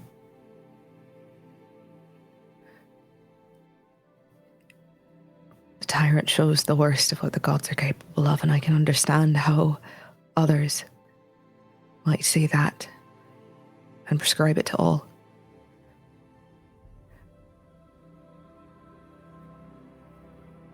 But faith, devotion. When I had nothing else, I had that. And it's why I'm still here.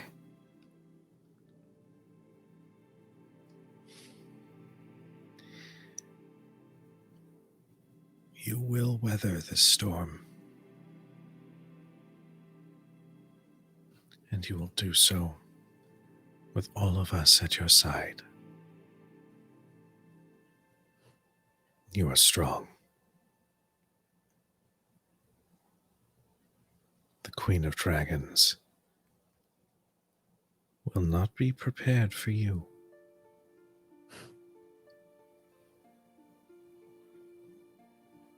You are the champion. Yes. For how much longer? Well, that's a conversation for another time. They give a warm smile.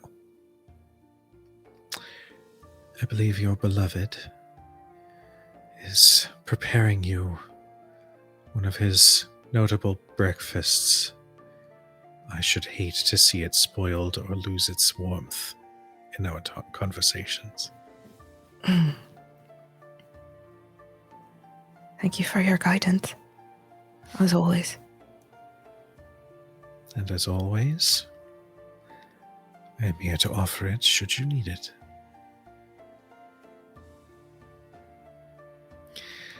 With that, there's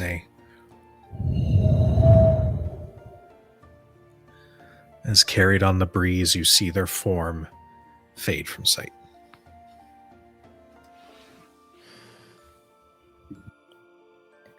Undercity. Athkatla. Blackstaff. Marcus. Bonjour. Oh, we got some staticky. Is your mic on? Yeah, it's on. It's Okay. on. Just intense. We getting weird background from you. Yeah. Yeah, no, there's a weird gust of air coming into my room. No idea Oh. why. The fan is turned off. It might be the devil. It might Funny be the you devil. should mention that. No. Oh Yes, sir. no! What are you doing in this moment? So, assuming this is after breakfast, is this after breakfast or? Sure. is, Maybe whenever you want. Whenever you so goddamn Marcus- well want, PJ. Well, what I want is I'm gonna take old Marcus and I'm gonna take him down to his tattoo parlor that resides in Baldur's Gate. That words, because he has to give himself a new tattoo. One he's been planning for a while, and considering that he's only got about a year left before shit kicks the proverbial fan, he's gonna do it now. Hits the proverbial fan, yeah. Yeah, he's gonna do it now. But I believe you said you had a devil in the details for me. So, as you enter your shop,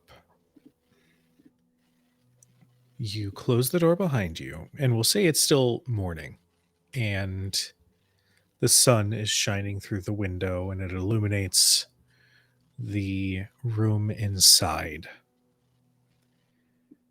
But as you take those first few steps, the light from the windows fade, and the room is plunged into darkness. You then feel a breeze as the world around you clarifies. You don't know if it's your dark vision or what, but you are no longer in your tattoo shop. You are in a world covered in shadow. where there is but one source of light, and it looks like it is some sort of tower lighthouse. But even that light is cold, pale, and chilling. And you realize you're standing in what looks like some sort of liquid, not water. You just hear the gentle lapping of water against the rocks that you stand near. And seated on one of those rocks is a familiar looking humanoid figure with that long, nappy dark hair. Sort of comes over one side of his face. He's wearing the very tattered robes. You see he sits barefoot, but his fingernails and toenails have extended to sharp claws as he just leans back on a rock and looks up at the nothing that is above you. Welcome. You are familiar with Avernus. This is far below. This is my circle.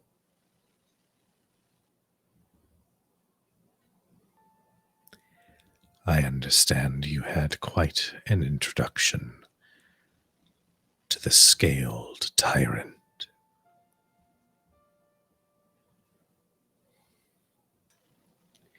Yeah, that I did. She's got a lot of powerful ideas, her. All egotistical beings do. And there's some keen-minded mortals out there with brains that they don't even know how smart they are. But I feel like Tiamat's the smart and more Decarios, forgive me, ambitious. Decarios.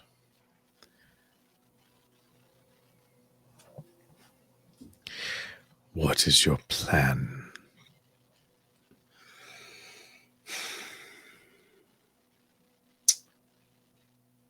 You ain't gonna like it. Try me. So we got about a year before she come back making all mess of demands.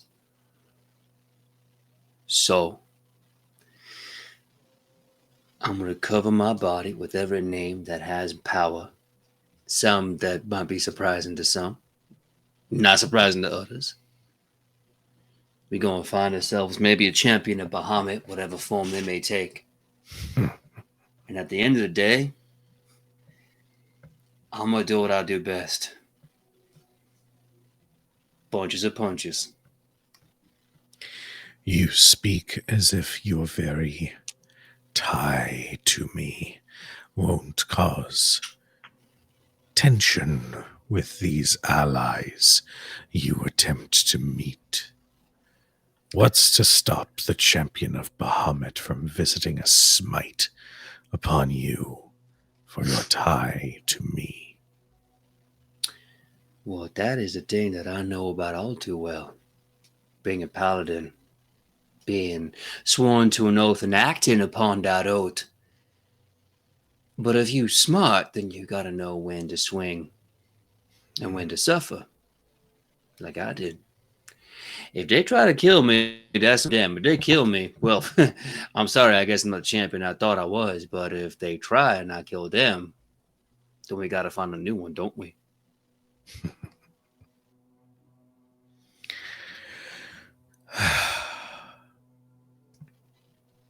You entertain me, Marcus.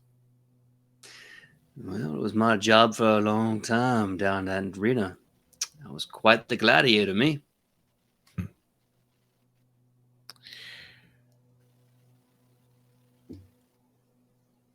Your beloved. your Winifred. Mm-hmm.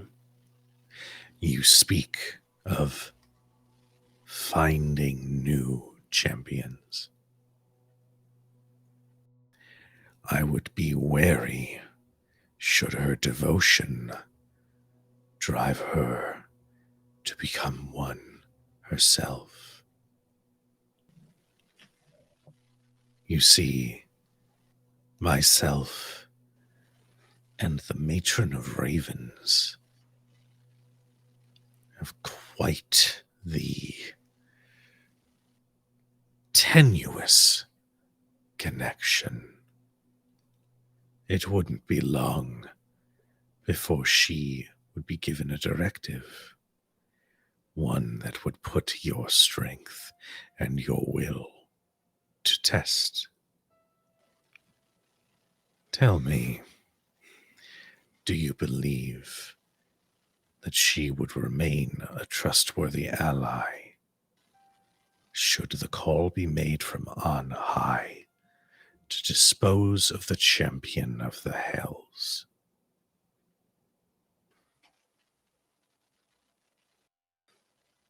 Oh, Asmodeus. Woo, boy. You should see her in action, Winnie. That one. So strong. So caring, so loving. And deadly. Oh, she like a belladonna flower, her. So pretty, so sweet. So lethal. I ain't a smart man, but I reckon this. If she is giving orders to kill me, then she's going to do what she's going to do. And last I checked, you can't cross a bridge until you get to it. So I'm going to let that bridge come to me. And I'm going to trust her to do what's right. And if she feels a right to kill me, I mean, hey.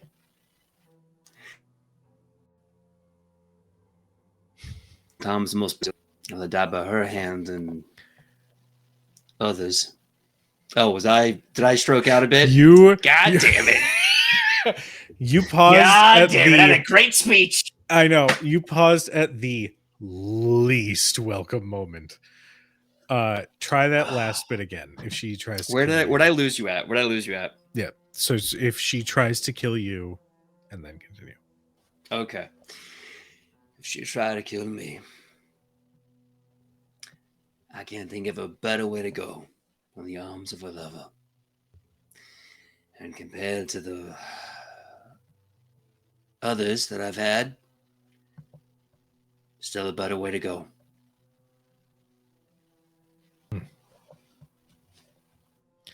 He smiles. Well then, it seems you and your companions have some work to do. See that the Scaled Tyrant's plan crumbles to dust. Oh, Azzy. Can I call you Azzy, by the way?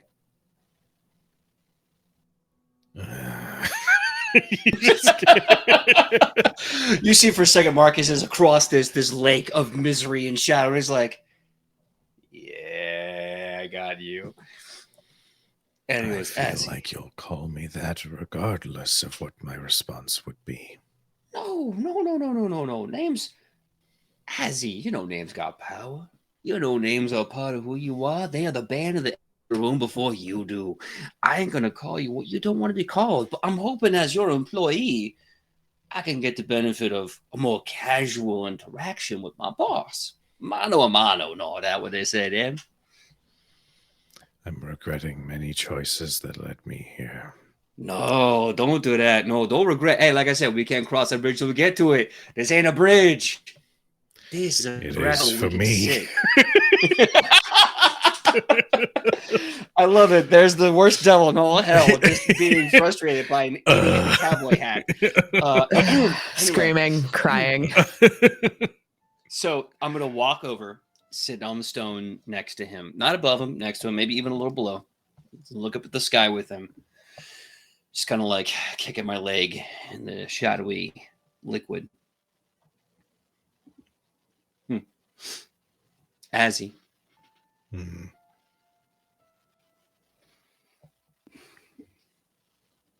You ever think sometimes we're just fighting because we're looking to win for once?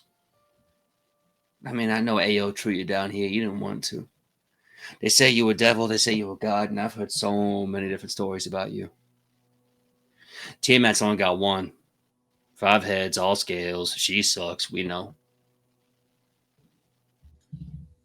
We know that. But Azzy, how about you? You chose me as champion. I was just a idiot with my fist stuck in a dude's chest, me. And you chose me because I called upon you. What are we doing here? What's the goal? What do we want to win? Freedom? Glory? Power? Are we here to overthrow a goddess with 5 heads, or are we here to overthrow all of it? What are we doing? I just want to love that girl with eyes like the moon and a soul like a flock of murder, crows everywhere. And I want her name in my heart.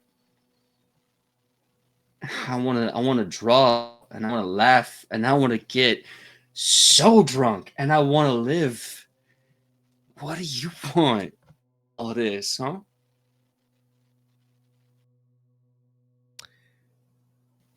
For the first time, you see Asmodeus smile with teeth.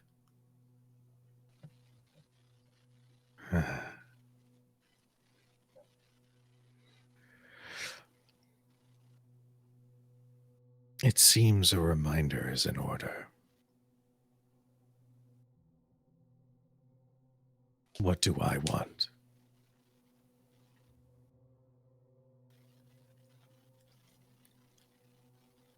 I want every soul that exists on that plane. I want them all to myself. But I realize how foolhardy that may seem. So instead, I choose to play.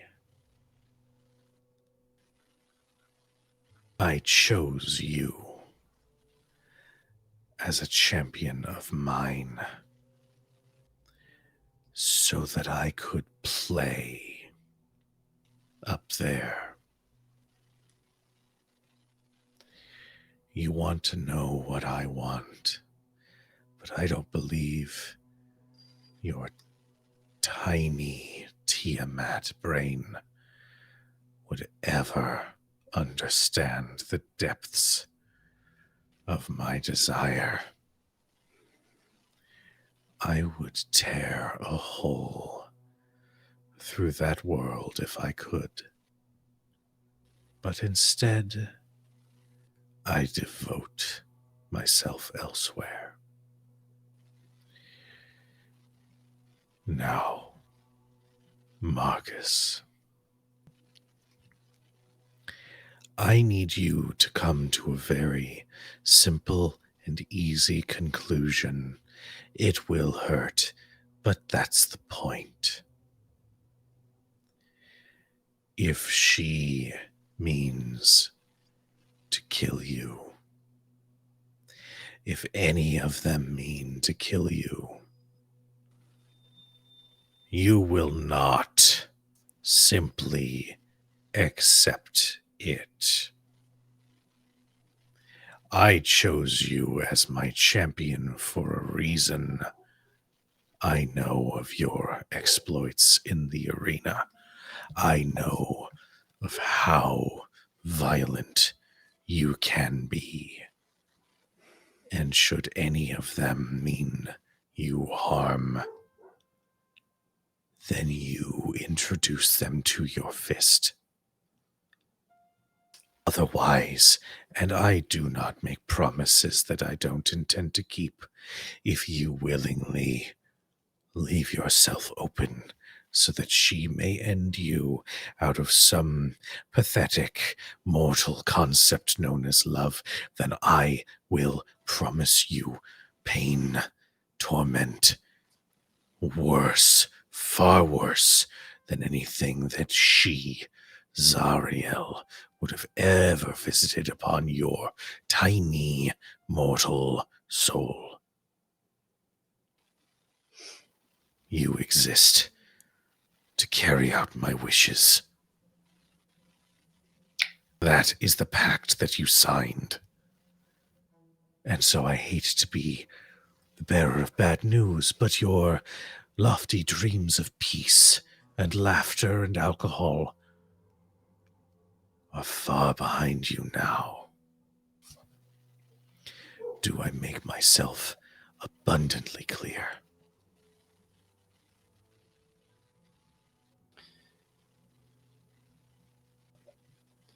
Yeah, you do, Ezzy. You do indeed. And I just remember one thing, and I want to bring that up now. One of my many conditions. Correction me. One of my few conditions is that me and mine are saved from any diabolic wrath. Now, I understand that does not extend upon me, as I am, as always, your faithful champion. But I would like to think that that would still extend to mine, my friends, my loved ones, that you would at least ignore them. If I die, poof, you gotta find you another champion, but Evwini, Leo, Uri, Gideon, and even Basu, if any of their hairs get, we are under contract by you or something that you allow. Well, I ain't a smart man, but I think that means there's a little bit of void in contract, and I know you are too good to let a contract get voided. So I will go up and I'll kill every dumb, blood-fueled, air-breathing motherfucker that before me. I will rip their throat out. They'll look like a pinata and run out of candy when I'm done with them. I will do things that will make you jealous. I will do things that will make you proud. But you, as per your word, don't touch mine. I think we agree on that, right? That's what the contract was for, right, Ezzy? The contract guarantees that no fiend will lay a hand on you and yours. But you, despite your origins, are no fiend.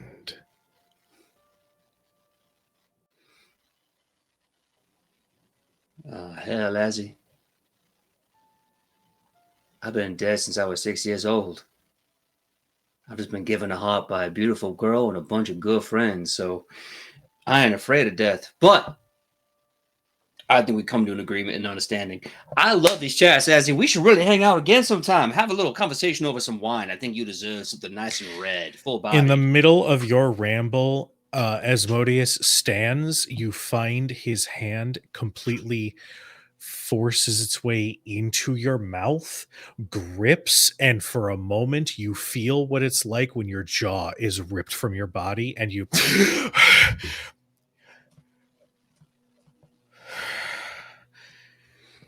awaken back in your shop. As I awaken in my shop, just my jaw, there's first a little fear. But as a artisan of pain, as a blacksmith of trauma, as a craftsman of killing, there's a brief respect. How did he know my favorite move was to go for the jaw? And then there's a moment of stopping, looking in the mirror, take off my cowboy hat, take off my jacket, my armor, my shirt, get a stencil, and I start tattooing over my heart a new tattoo. 3 circles. Symbols, symbols, And something else in the center. As I look myself in the eyes, I tattoo this. I just say to myself, "Oh, Azzy, we gonna see, ain't we?" Just tattoo, tattoo, tattoo. I'm not going to say what that tattoo is just yet, but know that eventually I will show it, and I'll let you know what it means. Okay. So, we'll say at this point in the day, as we are coming up somewhat close to time, I want to give our full party an opportunity to let me know what is the plan? What is the goal? What is the play? Where do you head to next? I think we'd come together at the Elf Song eventually Mhm. before we do anything. Put all the cards on the table. Okay.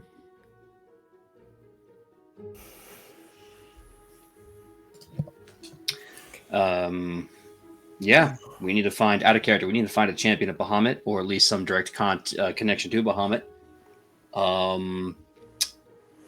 Do we want to go shopping for anything? Girl.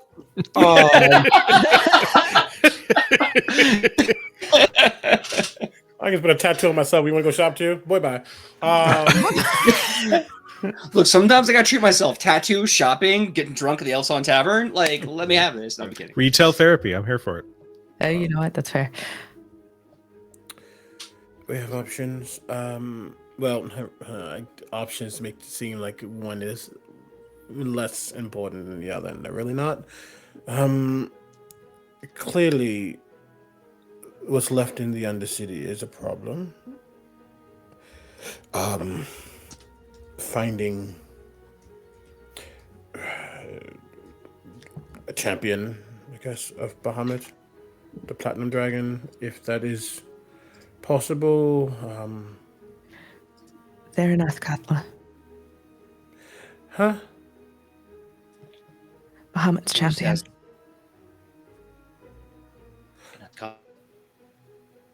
How do you know? She taps the symbol on her chest, the Raven Queen's crest. Is he dead? No. I mean, I see what you're coming with that, Leo. I had a brief conversation with my patron this morning, trying to get my head right, as it were. Okay. I'm still new to the patron thing. I know that you've always had power, but I've never really seen. Okay. I've got okay. That's an arm, right? Mm-hmm. So You said, like you said, none of this takes my more priority over the other. So I think it's really an order of convenience.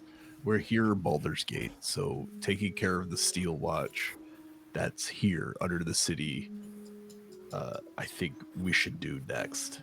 Then we could go on with our plan and seeing if we can utilize them for dragon fighting. And then we could hit Alb, because Alb has another Steel Watch, correct? And, That's correct. And then if we can find Bahamut's champion there, that's two birds with one stone. And then liberate Blackstaff at some point.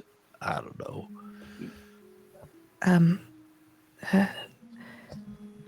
Bahamut's champion is there to investigate the attack that happened. I imagine they'll likely have more information about what's been going on, if there have been more attacks, what other dragons might have been released. And it could potentially give them, or give us, a better connection with the god himself.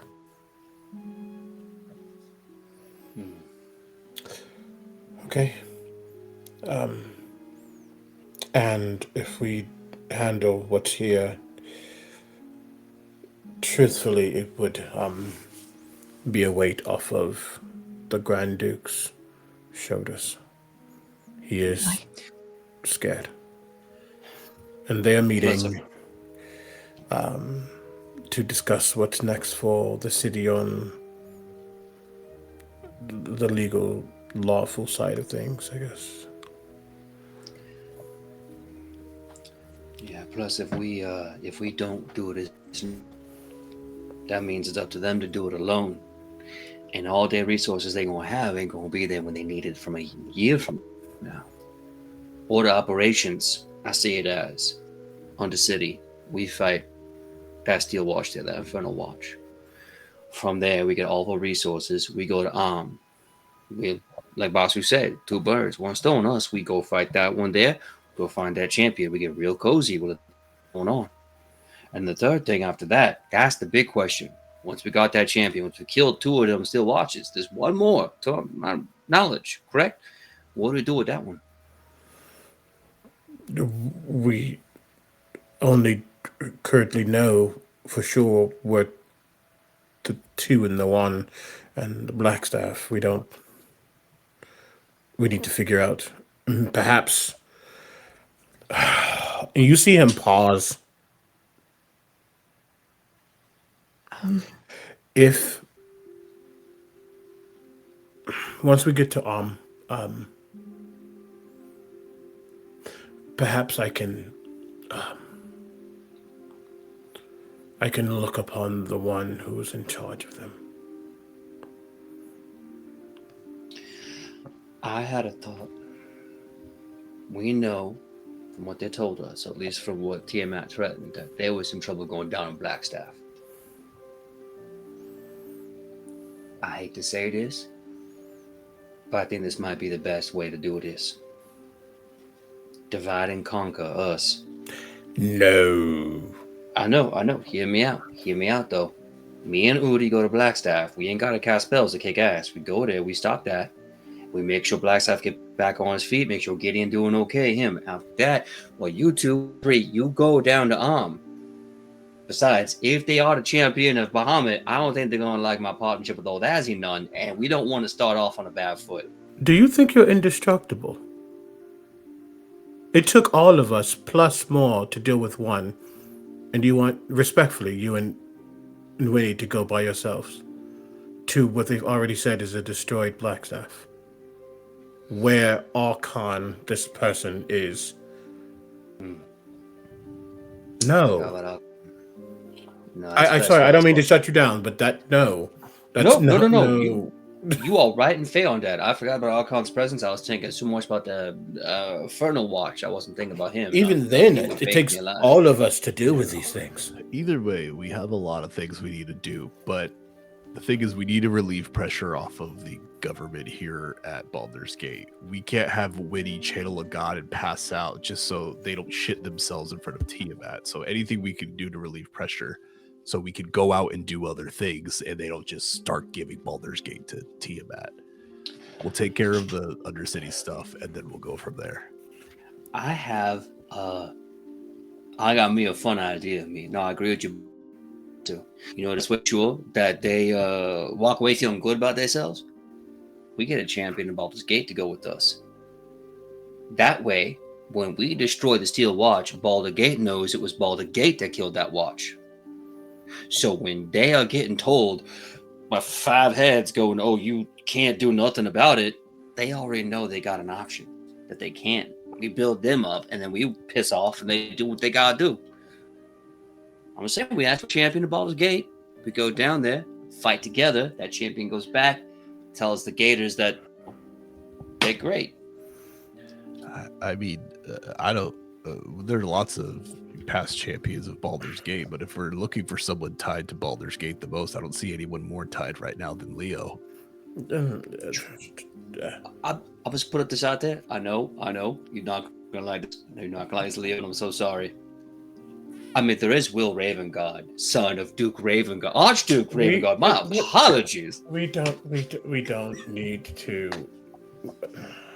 He can come if he wants. It's fine. Just echoing out from the streets, you just hear, "Ha ha!" Sorry. Either way,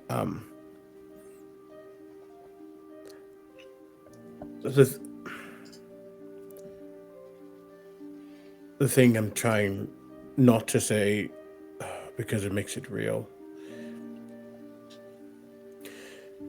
is that once we figure out and deal with this Infernal Watch, we still have to deal with the one who is sending things, and perhaps getting in touch and all, looking into him.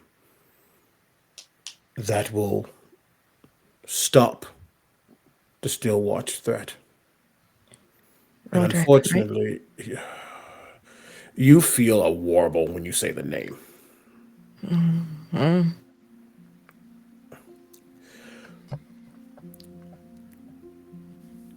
He trained me. Oh, He was my you were- original wizard teacher. The reason I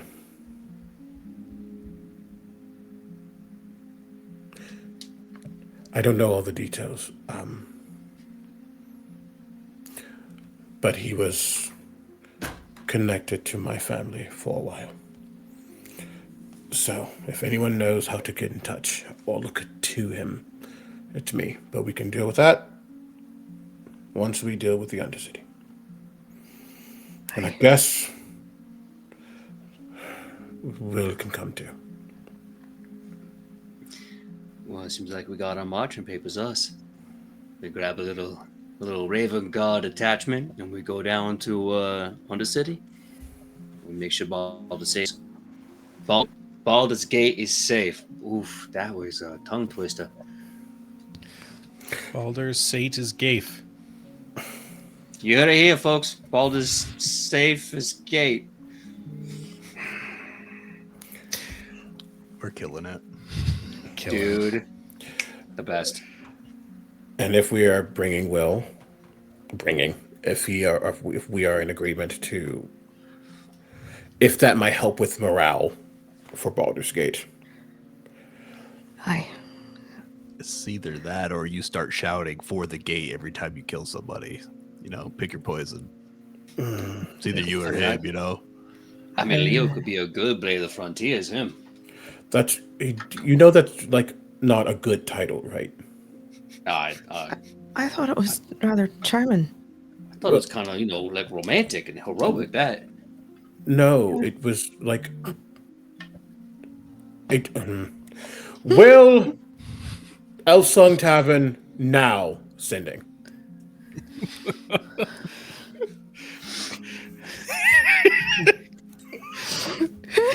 That's it. Thank That's you, all I get. CB. We love you, CB. I love it so much. Just here. Oh God. Right. I suppose I could come by and we can exchange. I'll be there soon. I Click. suppose. Oh my god. The unmitigated salt. There Yeah, there the are petty there is are a few real. things in this campaign that I'm so proud of. The book, the Leo is Rich Isms, is one of them, but also introducing the concept of Lady Gothmere and Archduke Ravengard Stupping and the possibility that Will and Leo are going to be brothers-in-law is, oh my god, it warms my heart. We'll say, yeah, he arrives within a couple of, like an hour, we'll say.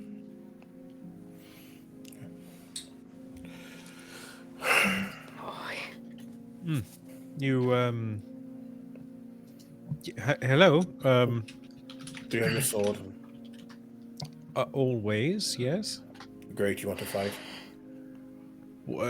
Depends on what it is that we're fighting.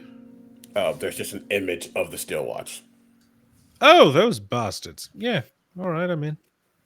and then it splits into two, and then it goes down Undercity. Little PowerPoint. All right, there's two of them. Shouldn't be too difficult. Just get them right where the tadpole is, and it should be fine. There is no tadpole. You lost me, unfortunately. Here, I made this pamphlet about all the changes on the Steel Watch that happened since you fought them. Just you sit go to there, the you're in index, front of you should go watching to you.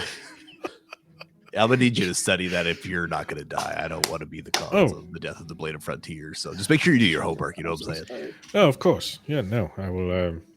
I will read as we go, I suppose.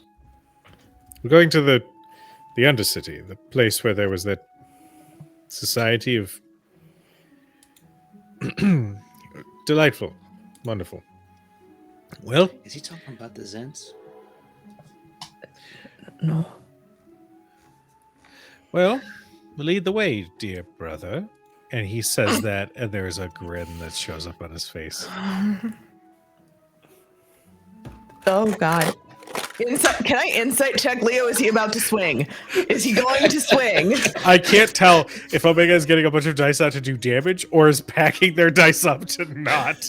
I think they're rolling to see if they're Wisdom going to try and yeah. kill this guy. Yeah. The dice tell a story, Leo. What's the story? Oh no. I rolled a 2 to hold myself back. Oh! We'll find out what happens next time, I guess. Do I need to kill a person? Shadows over Baldur's Gate. And we will pick up next time to see how this turns out. Oh my god. No. I am so Oh happy. my god. Before we wrap up, we have a wonderful cast we want to give the floor to. We know it's late. Poor Omega's been in the car for several hours and then made it a point to be part of tonight. So I appreciate you. Omega, why don't you start us off? Where can we find you? Where can we support you? Where can we do the thing? Oh my god. You can find me many places at Critbard. If I'm not there, then I'm not there. That's not true, because I'm on this channel on Fridays, Captain Robert on Thursdays, Sir Pfeffers on Tuesdays and Saturdays, and also the Wounded Warrior Project on Tuesdays for the 4th Age. I will be at PAX U. Oops All Himbos on Friday at 8:30. Doing a panel on Saturday, playing Magic. Other times I have a migraine, so I'm just gonna pass it off. Hi, hello, good evening, folks. You can call me Laura or Tutu or Laura Tutu. You can find me all over the internet, usually as some iteration of _ Laura Tutu on various social media platforms. If I am not on that particular social media platform, it's because I don't have an account there, and I'm not going to fucking make one. You can't make me. The easiest way to figure out where I'm going to be is to check out my website, lauratutu.com. Obviously, you found me here. Congratulations. It's Friday. Shadows over Baldur's Gate Day. On Wednesdays, you can find me over at Rebels Without a Castle for the Stone Lord's Folly, our D&D homebrew world created by the wonderful Zach Savage Lore. I don't have a whole lot going on in the end of 2025, thank God. Maybe I can take a nap. But I will be at PAX Unplugged. So come say hi. These chuckle fucks are going to teach me how to play Magic the Gathering. I'm prepared to start losing money on that God's Forsaken card game. And then the easiest way to figure out where I'm going to be next is, as I said, check out my website, lauratutu.com. Hi, I'm Tony Rodriguez, or you can find me on the internets as the Encounter Smith. I will be here Friday nights for Shadows over Baldur's Gate, where I love being. You can find me on YouTube, where I do tutorials on how to make your internet games better, like with Roll20 and stuff. I'm helping Roll20 promote a bunch of new features that are coming out soon that I can talk about soon, so check out the channel for that. And I will also be one of the chuckle fucks at PAX U, and I'm so excited to be there and actually have this whole cast together so I can hug them all. That's me. Hi everyone, I'm a chuckle fuck too. And I'm not busy fuckle chucking. You can find me all over the internet at try spell fuckle chuck, I dare you. You can find me all over the internet at PJ McGaw. If you find the bearded face, you're in the right place. This Saturday, as in tomorrow morning, I will be at Anime Pasadena, the second highest ranked anime convention in California. Suck it, everyone else. I will be there doing anime Mad Libs and a bunch of other great, hilarious anime panels and content. Come check it out. I'll also be there Sunday as well for more of the same. So come see me, come say hi. Love to see you and enjoy the hilarious panels, all the anime voice actors and great stuff we have there. I will also be at PAX U. I will also probably be trying to get into Magic the Gathering because screw the other card game. I want to, and I'm gonna probably also spend some money on that. Crazy things I'm doing besides conventions. I'll be here Friday, obviously, for Shadow over Baldur's Gate. More as I can let you know, some other writing works in the works, and please keep your eyes out for more announcements. I may need your help, or may love to have you at a table soon. Love you all, and with that, throwing it over to Cujo. Hello, I am a Chukulfuke, one of the Chucklefucks that's going to get back to you. I couldn't think of any different way to say it. PJ took it from me. Thank you guys so much for watching. Typically, our schedules, Wednesday you can see me over at Nerd Immersion playing some 2024 D&D. Thursdays are a little bit up in the air right now, but keep your eyes to the socials because there's going to be a new big project going to be announced soon for next year. Fridays, congratulations, you found us. And also check out Road to Hell, the actual play Hunter the Reckoning podcast, which has 6 award nominations, which is weird. You should go and check that out if you're a fan of darker, more emotional storytelling. It's a fantastic It's not story. weird. We're fucking good. That's true. We are fairly fucking good. But in the meantime, we're going to go ahead and raid Folk and Myth. Looks like I'm playing some vampire. But to those I'm sorry. I'm going to cut him off real quick. He didn't talk about the fact that Bidden was on Darrington Press. Oh yeah, by the way, there's a Daggerheart one shot featuring the cast of Bitten doing a spooky session. I'm going to try all of that again. If you are a fan of Daggerheart, you should go and check out the Darrington Press YouTube channel because there is a one-shot featuring myself talking XP, Daniel the DM, Howdy Love Darling Meadow, the Calhop, and Oh Hello Mare, and playing in the setting of Bitten, our fantasy zombie apocalypse game where we did a special one-shot. And Darrington Press was like, hey, we'll just put it on our channel. It was super cool. So if you are a fan of Daggerheart and want to see how it is played, go and tune in. That one-shot was so much fun. It was so good. I want to play Daggerheart so much more. So go do the thing. And remember that thing where I said that Thursdays might turn into something big? Isn't it weird how that was the segue? Anywho, yeah. We're going to go ahead and actually get the raid set up for Folk and Myth and not cancel it up because I got scolded by Omega. But to everybody who tuned in, thank you so much. You are loved. You are appreciated. Please be nice to each other and do some good. And we will see you guys next time. Good night, everybody. Make good trouble.